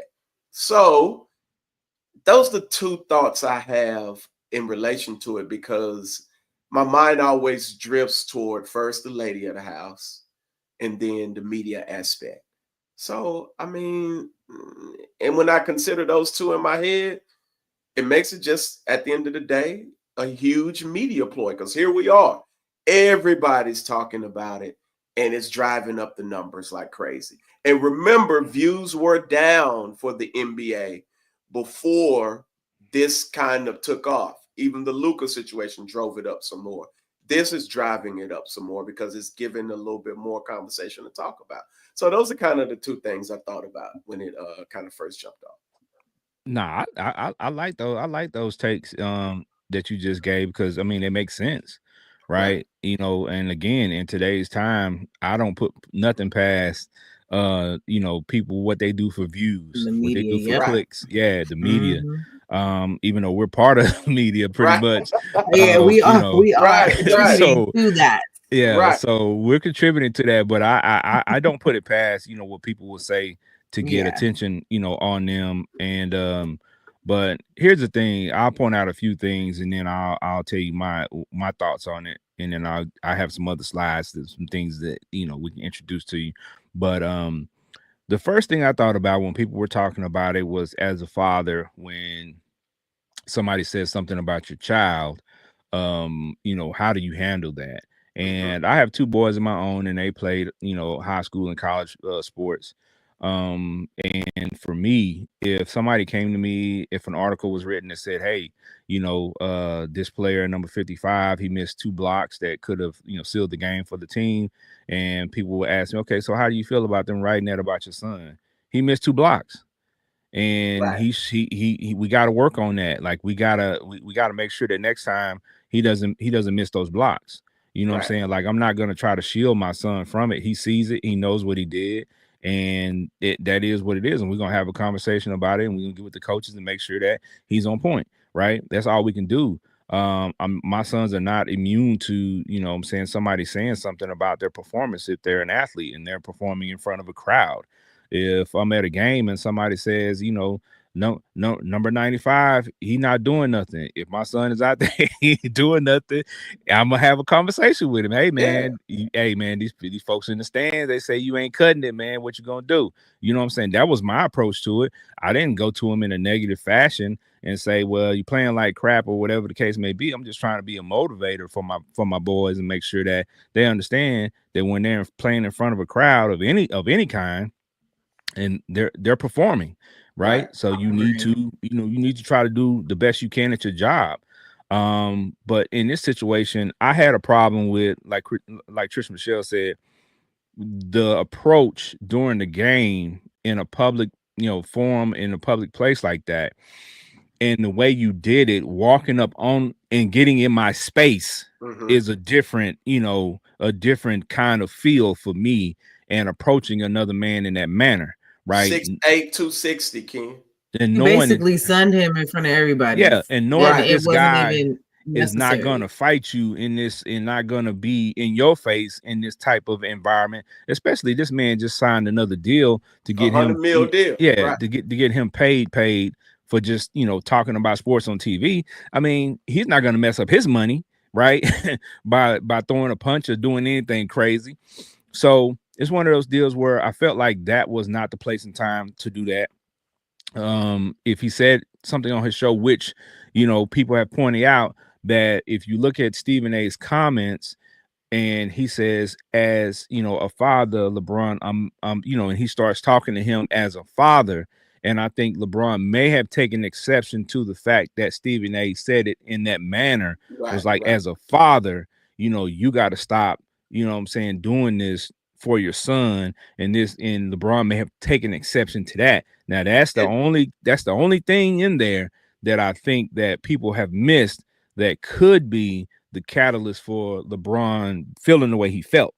Right. And that's why I think maybe, not saying it is, Savannah says something. Well, I don't even think that. I think if somebody says something about you as a father, that's going to automatically, you know, click in you. Hey, you know, don't talk about me and my parenting, right? When somebody questions your parenting, that's going to light a fire under you, whether they are right or wrong, right? And especially on a public forum, you're going to feel that way. But I will say this, the narrative has swung from that, because I think a lot of people missed that part of it, and they focused on the thing of Bronny, and they're saying that LeBron was correct for approaching another man because they said something about his son. Well, in my eyes, you're incorrect, because if your son is on a professional team and he's being paid a full contract, you're taking money from the cap. Hold on, FYI, a full contract. He didn't get he don't got a two-way deal. He don't got a two-way deal for 50. He don't have a two-way deal at all. Absolutely. He has a regular NBA contract, right? Yes. So nothing about this situation with Bronny can be compared to any other player. I've seen this on social media and other places, and some of you guys sitting right there listening to this have tried to push this narrative of, well, why isn't nobody talking about the other picks, the 56 picks, the 57 pick? Why everybody talking about the 55th pick? Well, this 55th pick just happened to be LeBron's son, number one. So he's different, right? He's gonna be different off the rip. This 55th pick got a full guaranteed NBA contract, which none of the other guys have. So that means he is not the same, right? Yeah. And on top of that, his dad put this out the year before he was even drafted. Hello. Now y'all can read that, and it's 100% facts. It's 100% true. This is not made up. LeBron put that out when Bronny was still at USC. So when you put this target on your child and tell the world that that your child is better than the dudes that you're watching on TV, and you say these type of things, you put a target on your child. You put a bullseye on him, and because now we need to see that. Yeah, you shine a light on him, and on top of that, you shine a light on him because you brought him to the NBA because you wanted to have this narrative of you and your son playing on the floor at the same time.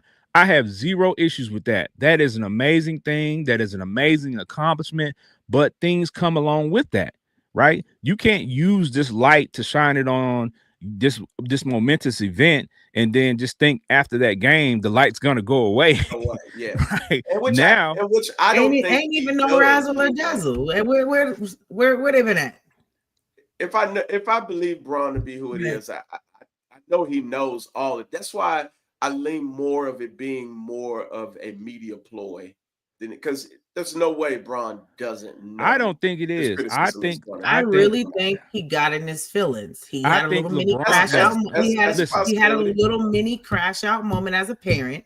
He did, and he did it in the wrong place, wrong time, wrong way. Yep. And honestly, he's doing too much fighting for his child, who needs to hear the honesty about exactly what he is right now. And low key, he's a waste of money and a waste of space right now. And that's just what it is right now. Well, 0.3 points. I'm not saying he's not. There's so much potential. He's not horrible. He's not. He needs to be full G League, finish developing, get to where you need to get to, and then you come. I knew from jump what this was gonna be. I looked at that clip, Ken, and I don't know when. I haven't looked at it. Have we looked at it recently? But that was 37.7 million views for that one tweet, that one post. Yeah. I can imagine since then it has grown exponentially. Way well, no, that pulled that tweet a couple days ago. No, I'm saying it was he did it in 23. That's what I'm saying, but it tracks. So even though it was posted in 23, those numbers are recent. Those are current numbers. Yeah. So they probably had far less, and then when this happened, the numbers started running up. Yeah. But see, that's the thing. When you say your child is amazing at something, and then people gonna try to call you bluff. They're gonna try to. Yeah, you can't say my child is 6 years old and knows all these numbers and things, and then when you ask him, then when you see him in person, and you say, "Hey, little man, count to 10 for me," and he starts naming his colors. Then you're like, wait a minute. You say if Johnny had 2 apples, you tricked me. You tricked me. You tricked me. You tricked me. But hey, you know what? Slowed in a mug. Like Trish Michelle said, we're not saying Bronny isn't a great player. You know what I'm saying? He's a good player. Well, he's not a good player. Yeah, but what we're saying is, my thing is, here's my outlook on it. In my estimation, he should still be at USC. He should still be enjoying college life. He should still be working on his game and getting better under less brighter lights, right? So he could develop and be the type of player that he wants. But at the same time, hold on. But at the same time, you can't propel him into this position, and then now you're mad at Stephen A. Smith because he throws up his stats. You know what I'm saying? Right. And I'll add that a lot of Bron-sexuals, and I'm not saying that I don't like LeBron, because LeBron is my number 2 on my list. I'm not arguing about that. Jordan and LeBron is at the top of my list, right? So I'm a LeBron fan, but I'm not a Bron-sexual because I see that both have flaws. That's the difference. I don't see one player with flaws. I see 2 players with flaws, right? So my thing is, at the end of the day, LeBron has to understand you thrive on stats. That's what people tout about you. Your stats. But you don't want to hear the stat talk when it comes to your son. Come on, man. Like the stats is what people want to talk about. The stats is what people want to read. They look at the box score and they want to see what's going on. And you can't run from that. Y'all say those are the facts. Well, those are the facts. Bronny is averaging well below what people expected him to average, simply because his dad said that he was better than some of these guys. Right. Well, I agree with 97% of everything you said, except for Bronny developing at USC, because I think you can better develop in the G League and the NBA because there's better nutritional programs, all that type of stuff. And plus, there's better competition, considering when you think of guys who go overseas and they play. You speaking develop as a player, I'm speaking develop as a human being as well. Yeah, because now that I can see. Yeah, I was going to get into that because you can't go back. Right. This is doing a lot to this boy mentally. You brought him in with these expectations. He's gonna fall short. He's gonna spend now his whole career trying to be something that society and his own dad placed over him, which he may never be. And mentally, you're just gonna feel like a failure when you could have just been yourself, stayed where you were going to be at, develop, become your own person, and be whatever type of NBA player you were going to be. And mentally, that may be a different painted picture for him, but he's never going to be able to do that because he's already here now. There's no going back. But what if it is his desire, and this is all generated from him, that he wants to be in this position? How often? And that's kind of, How often does youth know the right path? I mean, they need to be steered very a little bit. Rare. Very rare. Instead of wanting him to be on the same team with you, and I understand it and I get it. It might be last year, might be a couple more years. It's great for you as a father, an accolade, a moment. But parenting, he should not be where he's at right now. You have to say, hey, when I think of dads who are super successful with their kids, they did kind of push their kids. Michael Jackson, Tiger Woods, Serena Williams, and them.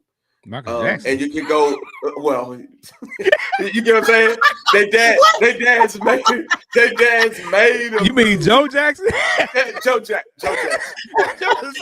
Michael Jackson got blanket. Joe say, what blanket do? Blanket out here or artist or something? Like, look, he been out here low key writing. But you get what I'm saying? Like their dads made them do a specific thing. And then but that's in this case, we don't see Bronny as being this exceptional of a basketball player. So that there's a hit and miss. But I think that's different though. Like with entertainment, like in dancing and singing is one of those things. But there's Serena, there's Tiger Woods. No. Those are kind of like individual sports. He's got a whole team that he's trying to be what he can't even be for the team.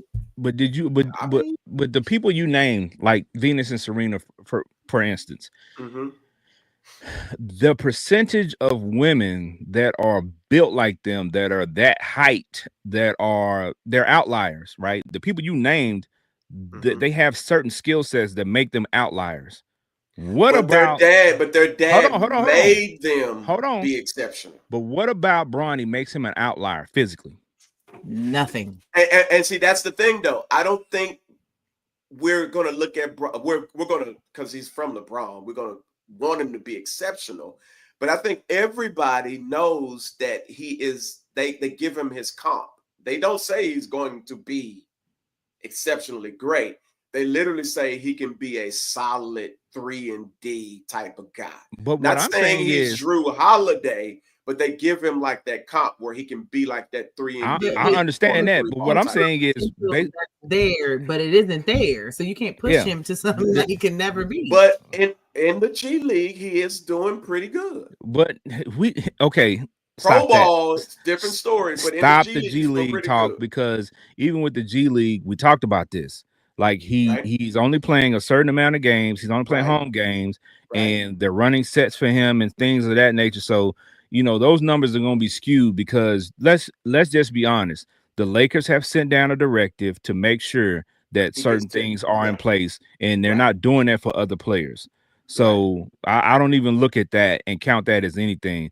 But to go back to what we were saying earlier, the people that you named, again, when you have these kids that come from these, they come from these situations where they've been pushed into these situations and they've been pressured into these situations, they have something about them that makes them an outlier, physically, that'll elevate them to a level where other people, I don't care how hard you try, how much you work, you don't have those things. It's just like people try to emulate some of the things that Michael Jordan does.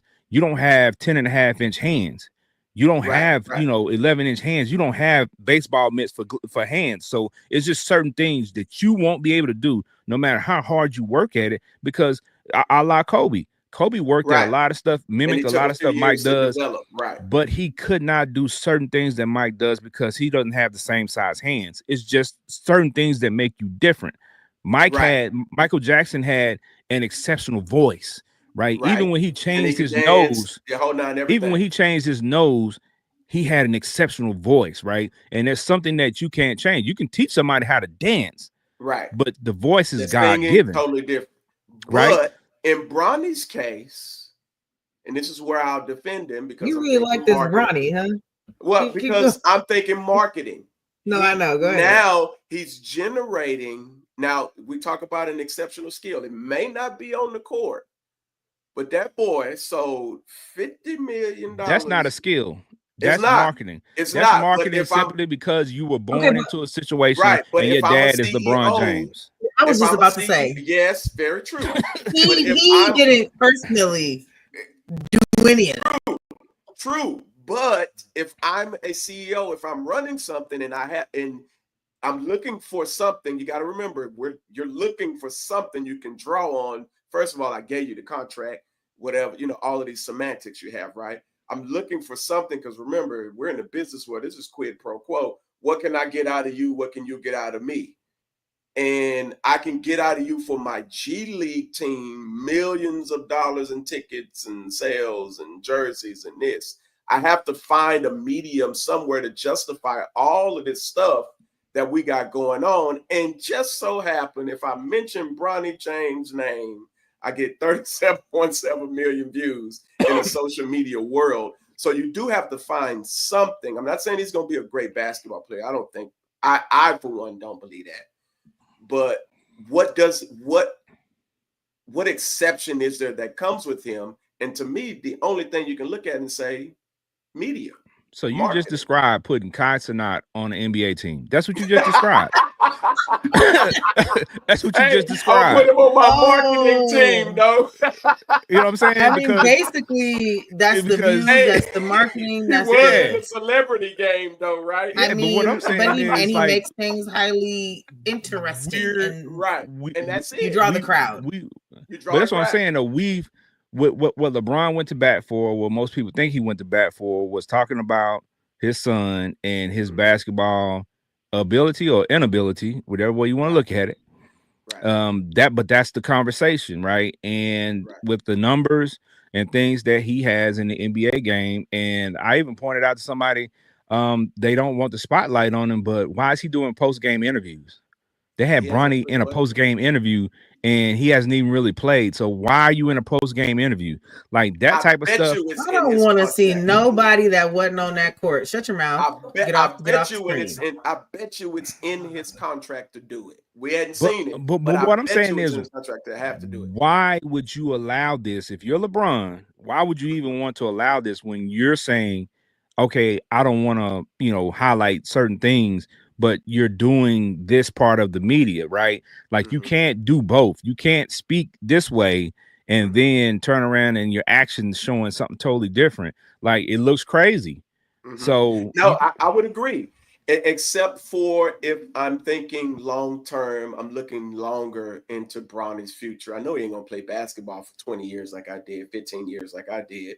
So in the long run, in the media capital of the world, in LA, Los Angeles Lakers, what will his role be down the road? Will he, because Lakers hire Lakers, like they put their own people on, kind of like Jerry Jones does. Listen, man, I'm gonna tell you this. This is social media era. People ain't gonna forget.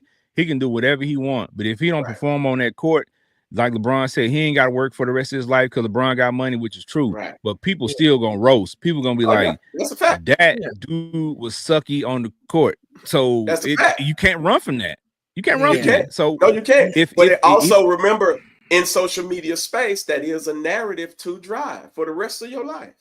But I was crappy at basketball, but I got this $20 million house. But see, that's lame. LaMelo, he has that with or without that. He has that. Yeah, that's what I'm saying. But that's the lame part of it, because if you're an NBA player, you're a player.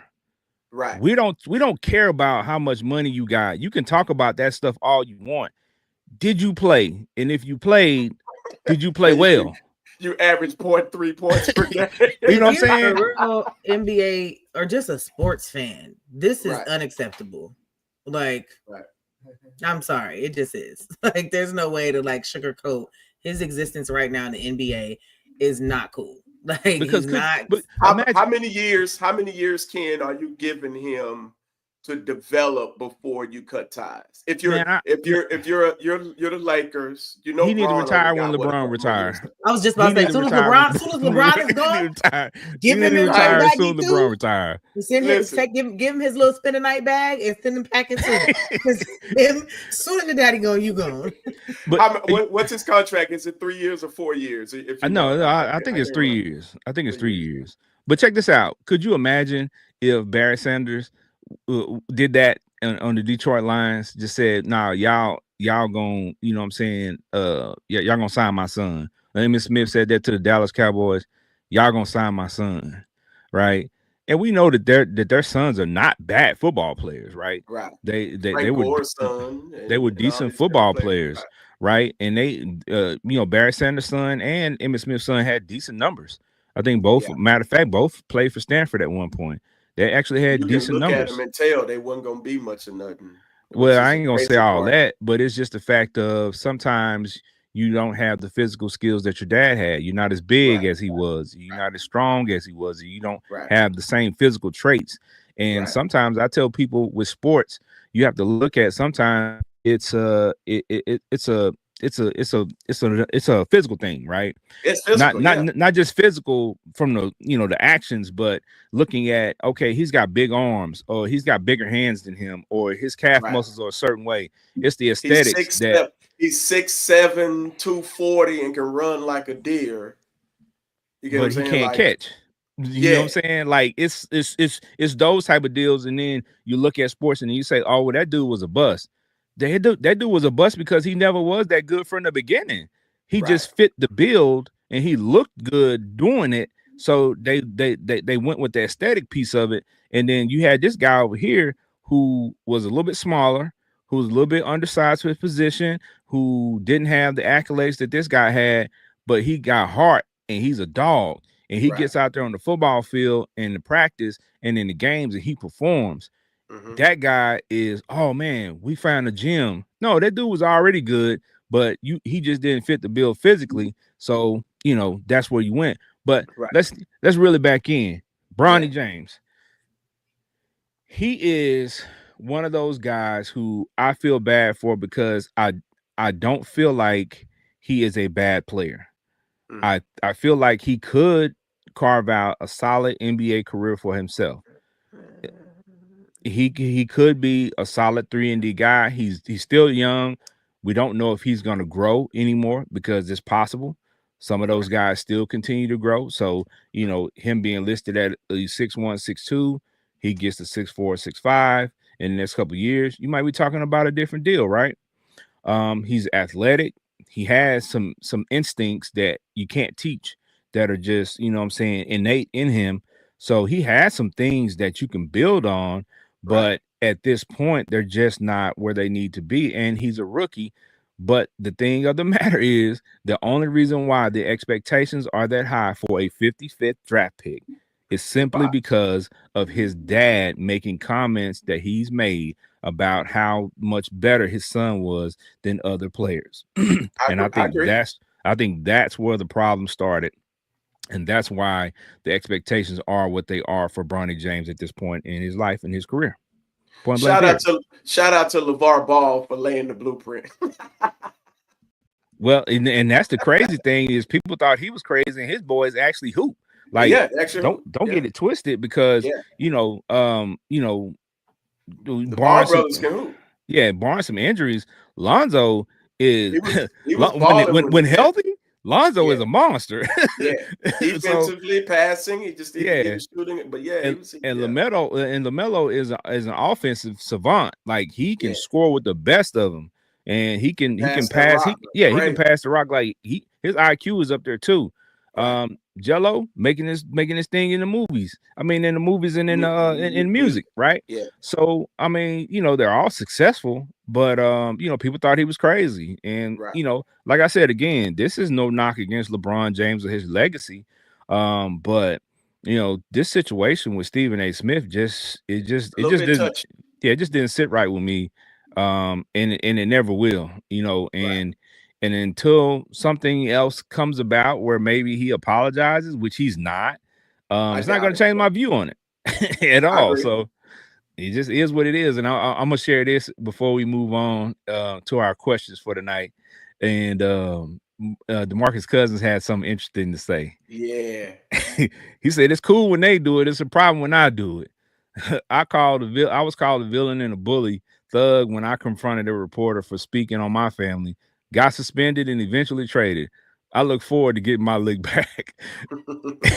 and that's true. Like it is. It hasn't been something that has been acceptable for these players to lash out at reporters. Now, like I said before, if you're talking about somebody's family member, and if Stephen A. Smith has been known to call people a bum. Now, if he said Bronny James is a bum, I get it. Go hard on him, right? Because he shouldn't be doing it. He shouldn't be saying stuff like that. But he didn't say that.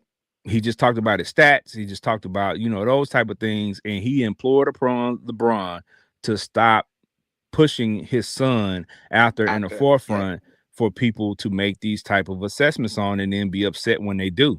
They're just doing their job. That's basically what Stephen A. Smith said. Nothing wrong with that, right? Nothing wrong with what he said, or nothing wrong with the assessment that he made. So in that situation, I don't have an issue. But DeMarcus Cousins is right. The NBA and people have their picks because DeMarcus Cousins did that. Nobody's going to bat for him, but because LeBron and LeBron has all these, fans and people who adore him, they're going to try to fight his battle for him, and they're going to go to bat for him. So, Boogie Cousins did have a bulldog thug type mentality though. When everybody knew that was him. He rubbed a lot of people wrong way because he was just a bully. Well, that doesn't change the fact that the way LeBron did that was a very bully move. Oh yeah. Oh no doubt. No doubt. The narrative is still the same. It's just it's like a pretty girl versus a not so pretty girl. Well, pulling up to you and saying something. It just don't sit right. But here's the funny part. The fact that you just referred to DeMarcus Cousins' approach as bully. And the way he plays and his demeanor, the way we grew up watching these guys in the NBA, a lot of these guys that was their mentality. That was their attitude. Quincy AC is number one. Quincy AC. Quincy AC was way after that, like 2010, 2015. But, when we were growing up in the 90s, in early 2000s, like everybody had that kind of demeanor where they played with a chip on their shoulder and they were very competitive. That's the way the game was supposed to be played. Yeah, that's the way the game was supposed to be played. It's a suburb league now. You ain't got, the thug life stories. Like they say, the NBA is the extension of the AAU now. And that's the way that, people are approaching it. And they say that LeBron approached the situation like he's an AAU parent. Yeah. It's a suburb league now. It ain't, we don't. Is there a lot of Vernon Maxwell types in the NBA nowadays? You can't now because it's not marketable. You know what I'm saying? You got to be marketable. Look at Draymond Green. You know what I'm saying? He's barely hanging on. right. And to be honest, his type of mentality, and it was normal back then. So the way he and is that's now, kind of phasing out completely. They He's a really thug don't on want the to see court. that. Isaiah Stewart, same thing. Yeah. Willing to fight at the drop of a hat, willing to say things and push people. Don't matter if you're a star or not. He's gonna say what he's gonna say. And you know, I can't say there should be more players like that, but it would be more entertaining if there were. I would agree. So I mean, you know, it just is what it is. But at the end of the day, the kids are watching nowadays, so you know you got to be a little bit more cordial, right? The kids been watching, and we were fine. You know what I'm saying? We care about our feelings back then, Ken. You know that. Yeah, I think at the end of the day, a lot of these guys are too emotional, and they don't think about what they say and what they do because they know that there will be no repercussions for it, right? They know ain't nobody gonna say nothing to them too harsh and nothing like that. It's gonna affect them. So they just say what they want to say and do what they want to do. So it's a different day and age in professional sports. But at the end of the day, you know, these are the things that we see and that we have comments on. And if you are a professional athlete in today's time, you're gonna get it from the media. You're gonna get it from the TV media, the written media, the social media. You're going to get it from all ways. So you might as well get used to it. And if you didn't grow up with that, like LeBron James, he didn't grow up with social media, right? When he started playing, social media wasn't popping like that. It was the magazines at that time. Yeah, magazines, newspapers. So I'll say this and we'll move on to our questions for tonight. But, you know, people often bring up Jordan when they're talking about LeBron. And I saw one comment that said nobody talked this bad about Jordan, and Gilbert Arenas on Gil's Arena mentioned that. But I would say that's incorrect. A lot of times, because we didn't have social media back then, if you remember, there will be a lot of reporters that will write nasty articles about Michael Jordan. Yeah. And they will write nasty stuff in different mediums, but they wouldn't put it in like a magazine or Sports Illustrated, nothing like that. But there were plenty of news writers that wrote nasty articles about Mike in newspapers. Yeah, so it's always been around, and that stuff has always been there. But this is a recency bias where stuff that just happens now, you only remember this. You forget about what happened before with the other athletes. And you got people like Charles Barkley, who there is plenty of negative about him, you know, throwing people through windows at bars and fighting and things of that nature. So, you know, a lot of people forget about that stuff, but it happened, and it's going to continue to happen with some of these guys. But we live in a day and age of social media, so you not only have to deal with the reporters, and the reporters are going to echo some of the same sentiments that social media does because they read it. They're a part of it too. Like, they read the comments too. So their brain is gonna be exposed to some of these negativities as well. So they're gonna spew it too. So unfortunately, this is the new norm. You just got to deal with it. Oh, got to deal with it. Facts. All right, we got 2 questions. We got 2 questions before we get up out of here tonight, man. It's gonna be interesting. All right, the first question, and we're gonna start with you, Benji. We're gonna rock with you on this one. Then the second one, we're gonna go with Trisha Michelle first. Benji, talk to me. If your ex had to describe you in 3 words, what would they say? 3 words. Is short. No, because every chick I dated, they saw me as a giant. So you dated midgets? I mean, my bad. Well, little people. I did. Little people. I did used to like short women. So if they were like 5 feet, 5'1", 4'9", 4'11", you know. Yeah, so I always. I mean, I think 4'11" and under is legally. That's little people. I mean, you know, I'm 5'9". I ain't super tall. I mean, you know what I'm saying? What I'm supposed to do, you know? And I like women. I like women who wear heels. I like women who wear heels. So, and you know, I ain't tripping if you're taller than me. I dated a tall chick before. You know, she was like 6 feet, 6'1". So I ain't tripping. Are you talking about that stud? No. I ain't dating stud. Heck no. 3 words. Three words would be. Hey, little daddy. Heart. 3 words would be heart of gold. I would say that. Heart of gold.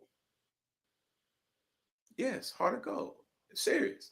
Most of my, listen to me, man. Most of my exes they didn't dump me. I left them because they was always out of pocket.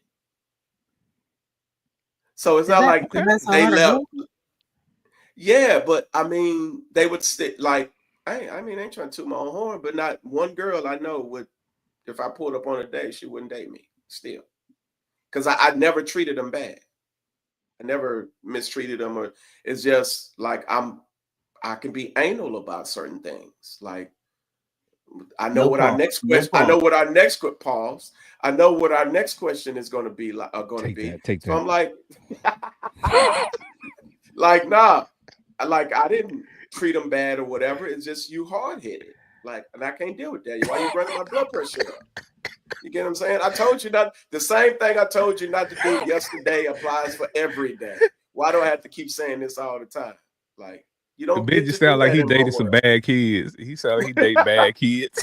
I mean, you'd be surprised how many grown women think they can bully grown men. They used to, most pretty girls are used to dealing with dudes who are happy to have them and they can say whatever, do whatever, yada yada yada. I just wasn't that cat. Like, you ain't gonna buy me a gold watch and then talk to me like I'm 4 years old. I ain't your kid. Like, here's your watch back. Now go over there. I don't need it. So they can't talk to you like a kid, but you're gonna talk to them like a kid. Got it. No, I would. If you getting out of line, like you can't even, like I can't even tell you, like that ain't cool. Like, how are you having conversations with so and so, and all of these things is going on, and you want me to be cool with? No, we don't live in that space. We like peace. We like chill. We like comfortable. We like relax. We like to go on trips. We like to have fun. We're gonna do all of those things, but like, don't be out of pocket doing weird stuff. It just ain't gonna flow. Okay, so we get it. Heart of gold. All right, Trish Michelle. What 3 words would your exes use to describe you? You'll slap somebody. No. Let me think here. 3 words to describe me. What would they say? I would say they would say a nurturer for sure. And then your pimp hand. Your pimp hand. Driven, and I would say unintentionally selfish. So selfish. Okay.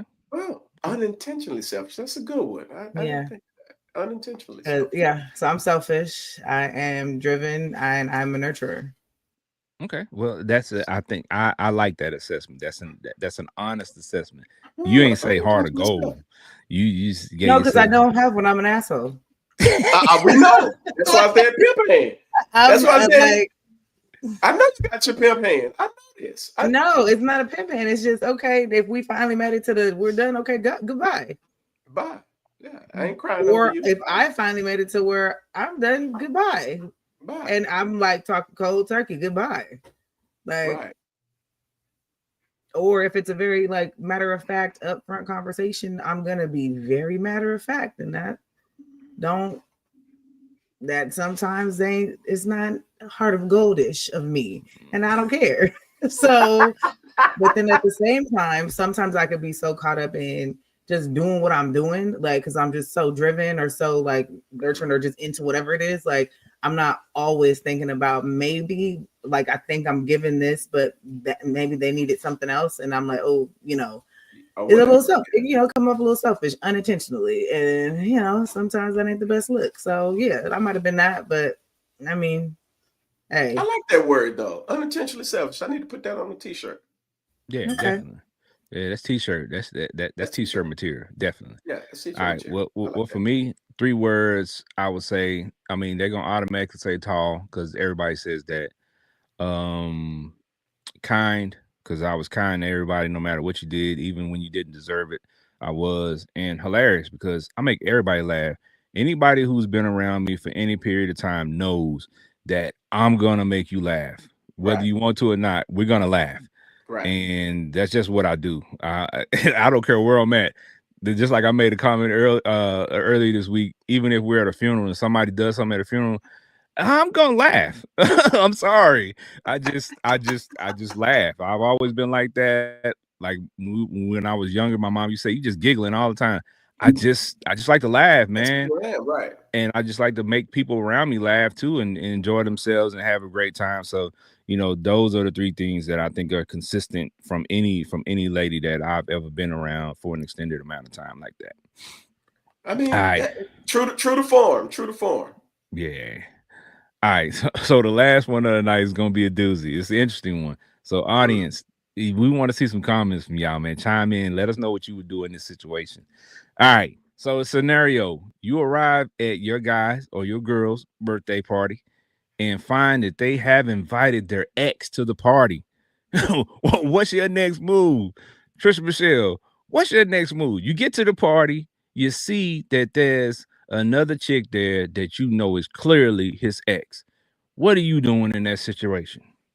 Crash the no, I'm just kidding. No, I'm Aaron the plumber. Aaron the plumber. No. Me, I don't like public confrontation. Like I don't. Right. So I would prefer to hopefully either maybe I might pull you to the side and make sure I'm not tripping. And then I'm like, yo, we didn't discuss this. Like, okay. All right, well, we can talk later. But I pray to God you respond properly to my taking you to the side. Because don't disregard me in that moment. That's one thing I can say. Do not disregard and be like, you tripping. Nah, get out of here with that. I'm be like, no, I'm not tripping yet. So let's not do that. Do not do that. But I will say, no one's gonna know that if I feel away, no one's gonna know. I'm not leaving. I'm not confronting. A matter of fact, hey girl, we're about to get ready to play games. Like the whole day is about to go normal. And the conversation probably not gonna go well. And I'm gonna need you to figure it out. And you better be thinking about it the whole time because you better have all the right answers because that might be one of those times where I done just said I'm good.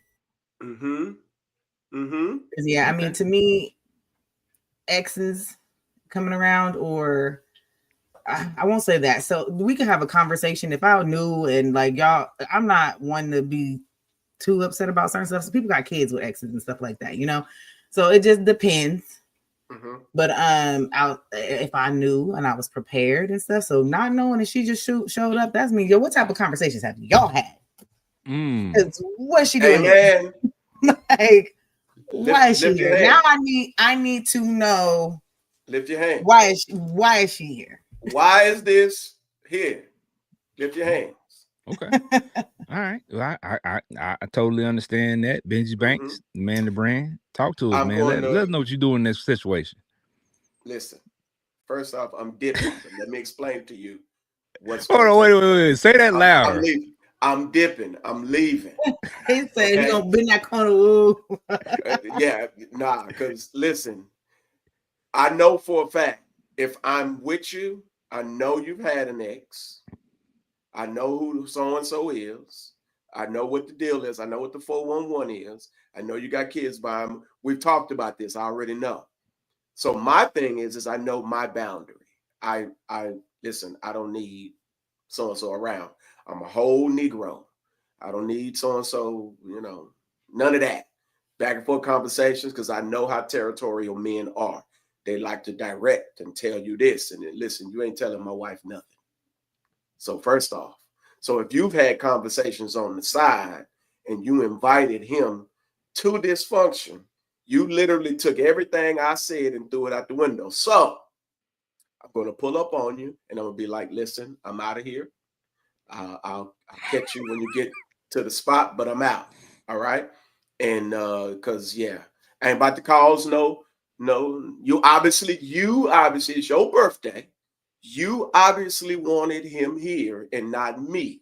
So let me slide on up out your way. And like Patricia said, I would hope that this, knowing Negroes, you've probably been a habitual line stepper previous to this anyway. So I know this ain't your first transgression, your second, your third. So at this particular point, I already know my blood pressure moments. I just I like to avoid ignorance because I know how I respond to it. I know how I get when it comes to it. So I'm out, but I'm gonna let you know respectfully, I'm dipping, I'm out of here, and I'm out. And when we get, when your shindig, everything is done, when you come to the crib, we can have this conversation if you want. But by this time, I probably don't want to have it because I don't want to deal with what you're gonna tell me, because I already know you made a decision that disregarded me in this moment. So I'm dipping, I'm out, have fun. I'm finna go to the crib and I'm gonna watch some, Netflix or something. I'll probably go to the movies or whatever, but I ain't hanging around there. And the crazy part is I was in this position before with a chick that I just met. So she didn't know my rules. So I pull up and she going gung-ho for the dude, at the whatchamacallit. I'm like, well, hold on, you just met. I'm good. I know. But the crazy part is like, we were dating for a little while. Then and I'm like, you still, it was like a couple weeks or something like that we had been talking. And was she really going gung-ho, or did your mind crash out? Nah, she was all kind of things that. And I'm like, I feel like you. I don't want my woman having feelings for somebody. If you got them feelings, stay over there. She had feelings. That's cheering on another Negro while I'm here. Oh no, I'm good. You got to start calling Benji's new name is Short Fuse. Absolutely. Like he's literally unhinged. Like certain things, yes, Lord. Short fuse, unhinged, crash out. That's liars get. I don't handle them well. But you don't even know what you. I need to know. I'm just saying. So I'm just in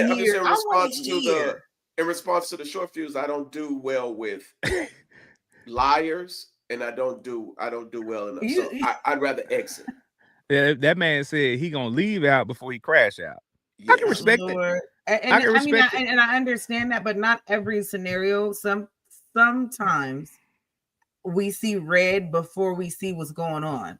And so sometimes we see things that ain't really happening like that. So sometimes we got to take a step back real quick and view the whole scene, peep it out, ask some questions, and observe a little bit. So I like to calculate, observe, and see what's going on. How did you know where the party was going to be at? Social media, man. I understand that. But my thing is, that's the conversation you can have. But you done left him with her. That's what you did. But see, that's a good point, and I want to chime in because that's how I kind of feel. That would be my first thing. I wouldn't leave because I want to hear the reasoning behind this, right? I want to give an opportunity for this to be explained before I make a snap judgment, because I've been in a situation before where her ex showed up. She didn't invite him. Now, it wasn't her party, but it was a party. And in those type of situations, like, she didn't even know he was going to be there. So with social media around, who knows what the ex is on, and maybe he heard about the party and just showed up on his own, and she didn't invite him. So there might be a situation like that. At a specific party, yeah, I can understand that. But what I'm just saying, that just birthday party. Well, this is in general, because at your birthday party, if you have an open birthday party and you've invited people, who's to say that y'all don't have friends in common, which y'all probably do, and those friends in common said, hey, she's having a birthday party, and he just like, I'm following up in there. It might not have nothing to do with her. He might just want to go to a party and chill with the people he knows because they got friends in common. Like, we don't know none of that. I don't want to hear none of that.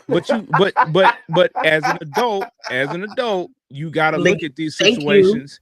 You gotta look at these situations, and you can't be so quick to judge them, right? And you can't be so quick to snap judge people, because at the end of the day, not everybody has the same approach to things, right? I'm out. I don't even want to hear it. I don't even want to disturb my peace. I don't even want it to ruin my night. Have fun. But low key, I understand that, but at the same time, you're still disturbing your peace because you allowed yourself mentally to go to a little bit of an unhinged place enough to make you want to leave. I'd rather feel that than feel like I want to swing on you. Well, I'm like Chris Michelle. I'm not leaving that dude there with my girl. I guarantee you, I need to see everything. Unless we breaking up on the spot, I'm not leaving her there with this dude anyway. Not. So to see everything. I want to see where she at the whole time. Now, I'll keep your hands, feet, and arms to yourself by yourself, and all of that. I'm now at that point. I done became the person that's entertaining. I don't want to spend. I don't want to spend all that energy at no point. But what I'm saying is, so you don't trust her enough to ask her, or hold on, to inquire about the situation, but you're gonna stay with her and then be upset, and then you're gonna leave her there with the dude. Like, none of that stuff is making sense to me, bro. Like, you gotta explain that line of thinking. No, I might not want to be with you after that. I mean, but you might and you might not. You don't even know what's going on. Very matter of factly, if in fact Ben, I'll find out afterwards. Though the other people gave him the invite or said it, and he showed up on his own. That's not even her fault. I'll find all of that afterwards, though. You said you might not want to talk to her after that. I'm saying I might not want to, because it better make sense. Oh man, it better make sense. But see, that's the whole part of having a conversation where I said I would have a conversation after, and you better have your I's with the dots and the T's crossed, and it better all add up and make sense when I do have this conversation to you, and do not disregard nothing and do not dance around shit. But exactly, we're gonna have this conversation, and I want to know what's going on. Okay, baby, cool. But you're not even gonna get there. You done left and went to Arizona or some shit. You don't Oh, Martin, I just wanted to go to Arizona. Like, jeez. I just think so. I think you gotta slow down just a little bit. I think you just gotta slow down a little bit. I understand you leave. I just don't want to be. I don't want to be in that space. I don't want to, because I know me. But you can't do too much. They kick your little ass around. No, that's when these hands get active. You and your 4'11" girl ain't much happening. Oh no, not no ladies. No, never no ladies. Well, of course, I'm just saying, ain't nobody worried about either one of y'all. So don't worry. Well, you talking about you got the 4'11" daddies back then. But I mean, if people have men be territorial. I mean, see, Patricia. No. Patricia, one thing you got to understand is this is very true. And you know this because you just said it in your recent statement, that when you done, you done. Like, everybody ain't built like that. Some people trying to get back, because especially and I understand that, but in that instance, is that still her fault if she didn't bring him there and you didn't take time to find out? It ain't necessarily her fault, but at the end of the day, in a lot of cases, like, one thing I can say is you let them go quickly, and I can let them go quickly. It's not saying that it's a great thing. It's just how we're wired. It's just part of the package. Like, well, I'm gonna tell you straight up, I ain't finna deal with a whole bunch of BS from you. If you let her go on that one occasion from that one situation without knowing the information, then you didn't like her that much in the first place. It shouldn't be that easy. That's why we said, is this your first transgression, your second, your third, or are you skating? No, you said that already. I just asked the question in general, and I left it in the general terms because I wanted to just leave it, because you could have all types of situations, with all types of details, but in a general sense, if knowing nothing about it, just showing up to an event and seeing him walk through the door, what are you doing? And that's why I said I'm not doing anything. I'm going to enjoy myself, be at that party, and mingle and talk to people. And if I've had experience with him before where I actually knew him from somewhere or whatever, and she was, he was the ex. I'm gonna talk to him, and I might speak to him and keep it moving or whatever. But yeah, I'm gonna ask later, but I'm not gonna let him ruin my time. I'm not gonna let him ruin my girl's celebration. You know what I'm saying, for her birthday. I'm not letting him ruin any of that. Oh, facts. Because look, you never gonna live that down either. The fact that you ruined the entire thing and then let that not even been what it was about either, and you was wrong. Now that's going to be considered a selfish move. Now you said that's protecting your peace, in which that's cool, but just know that on the other end, that's going to be viewed as very selfish when it's her day of her birthday and her celebration, and you chose to do something for yourself. Like a little bratty brat, you stormed off and you ran down the street and you went wham all the way home. Only to find out later that ain't the case. What's that word you used earlier? We said to put it on the t-shirt. Confuzzled? Unintentionally selfish. No, that's called. No, that's intentionally selfish. Yes, that's intentionally selfish. You didn't even care to find out nothing. Like, you purposely did not. That's intentionally selfish right there. There was a lot of thought that went through leaving. So facts. No. Yeah. So I don't want this to mess up my night. So I don't even want to hear it. I'm out of here, girl.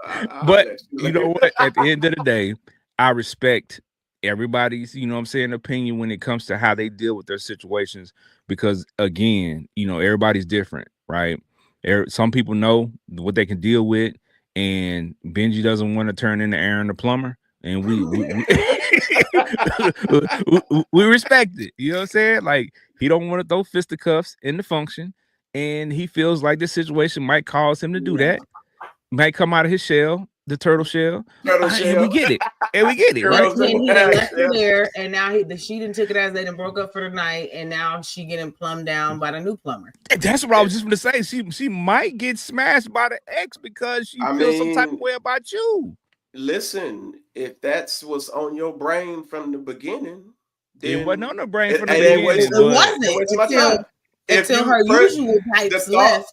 The thought that you would even let somebody else fillet you at any how point she in know time, you didn't leave and go fillet somebody? Right, because you think that she got her ex there. You think she messed with her ex. You went to go fillet mignon, some new mignon fillets, and so she like, oh shit, I need some butter on mine. I'm over here. The thought is an abomination in my world, let alone the act. Well, I mean, there's two-way traffic there. So it's two-way traffic. So it's an abomination in my world, and it's like the fact that you would go and you did it. I mean, there's no need to justify it after that. I definitely don't want you now. Well, but how do you know? If she would even tell you, you would even find out. You might not know. So we're just speaking hypothetically. That's the thing. Negroes talk. That's one thing. Nah. Negroes talk in the streets. It's a lot of cases been tapped and nobody knows. That party and them is her and his mutual friends. You not gonna know shit. You not gonna know nothing. Listen, I know when something touched mine. I can promise you that. All right. Well, with that being said, folks, we gotta go ahead. Because every dude think that, but that ain't the facts. I'm just saying. That ain't the facts. That ain't the facts. I'm just saying. Yeah. I think the new 3 words definitely need to have unhinged in it for you. Unhinged. No, you can't put a sentence together with unhinged. No. Oh my God. No. All right, y'all.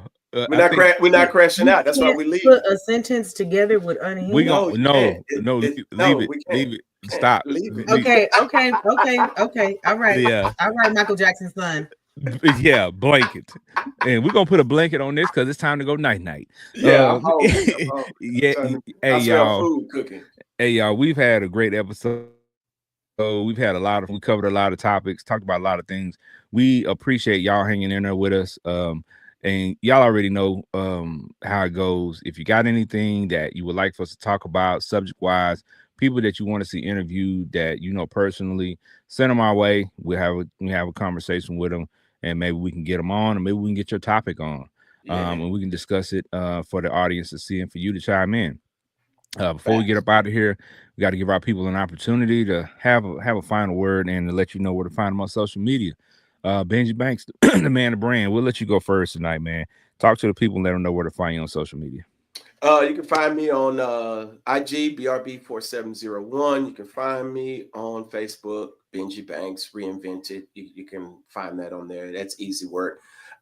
Great show tonight. Pull up on your boy.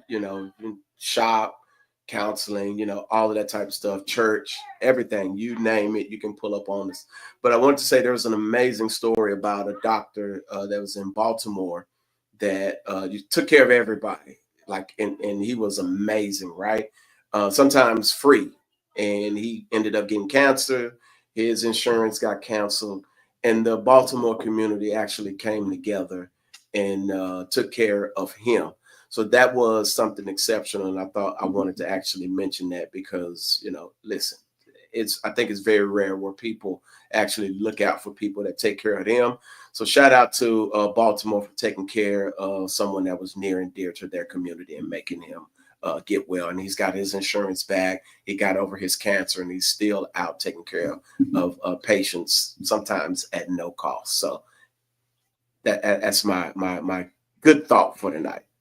All right. And let them know where they can find you on social media. Benji Banks, BRB4701 on Instagram. Holla at your boy. All right. Trish Michelle, holla at the people. Let them know. I don't even really know what to say, except for, the episode was great. But I will say, since my daughter won't stop shining like flyers over the computer screen and stuff, she started her cookie business, or I won't say cookie business, treats. On Instagram that she launched today, and she sold out today, and she's making more. But so if you're following me on my stories, you could go if you're going to purchase, but it is a very watched, monitored account. So don't play with me. Do not play with me. You want to see Unhinged, mess around over there. But anyway, locals out here, or whatever, she's trying to grow her business. So that being said, I'm proud of her. She's a little entrepreneur, a little hustler, a little go-getter, and she can only have got that from me. Right.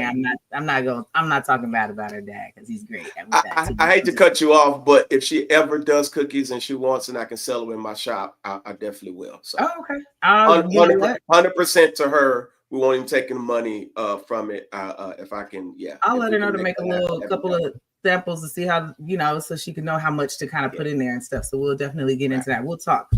But yeah, so that being said, all I can say is, shoot, I don't know, have fun. Keep watching these current events. Don't scroll too much because, that's how we end up with all this information we had tonight. Make sure y'all have some regular life. Cut the phone off, take a step away and do something normal in your household. As well, or with yourself. But you can find me at Trisha Michelle _TM all over all the social media places. And of course, like I'm going to always say, if you ain't following the 5 session, don't follow me. Okay? Yeah. Facts. Well, I'm gonna echo what Trisha Michelle said. Go touch some grass. They say touch grass. Y'all, the summer is approaching, spring is here. Enjoy this weather. Get out of the house, go do some things, get active. Go for a walk. You know what I'm saying? Everybody always talking about having a big back. Well, let your back be a little less bigger. You know what I'm saying? Get out and walk and exercise a little bit. It ain't all about going to the gym or having these strenuous workouts. You can do something healthy by just changing your eating habits and going for a walk every day. But yep, y'all already know y'all can find me at Big Ken on Fire on all social media platforms.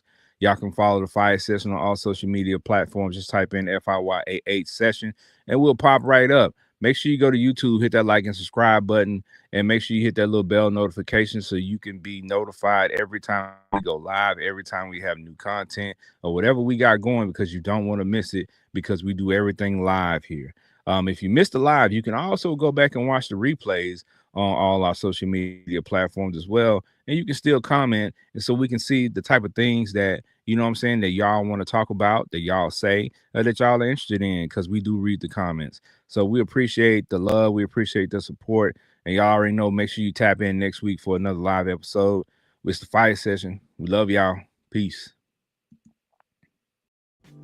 Thank you for joining us today. Please follow us on all social media platforms. Just search Fire Session.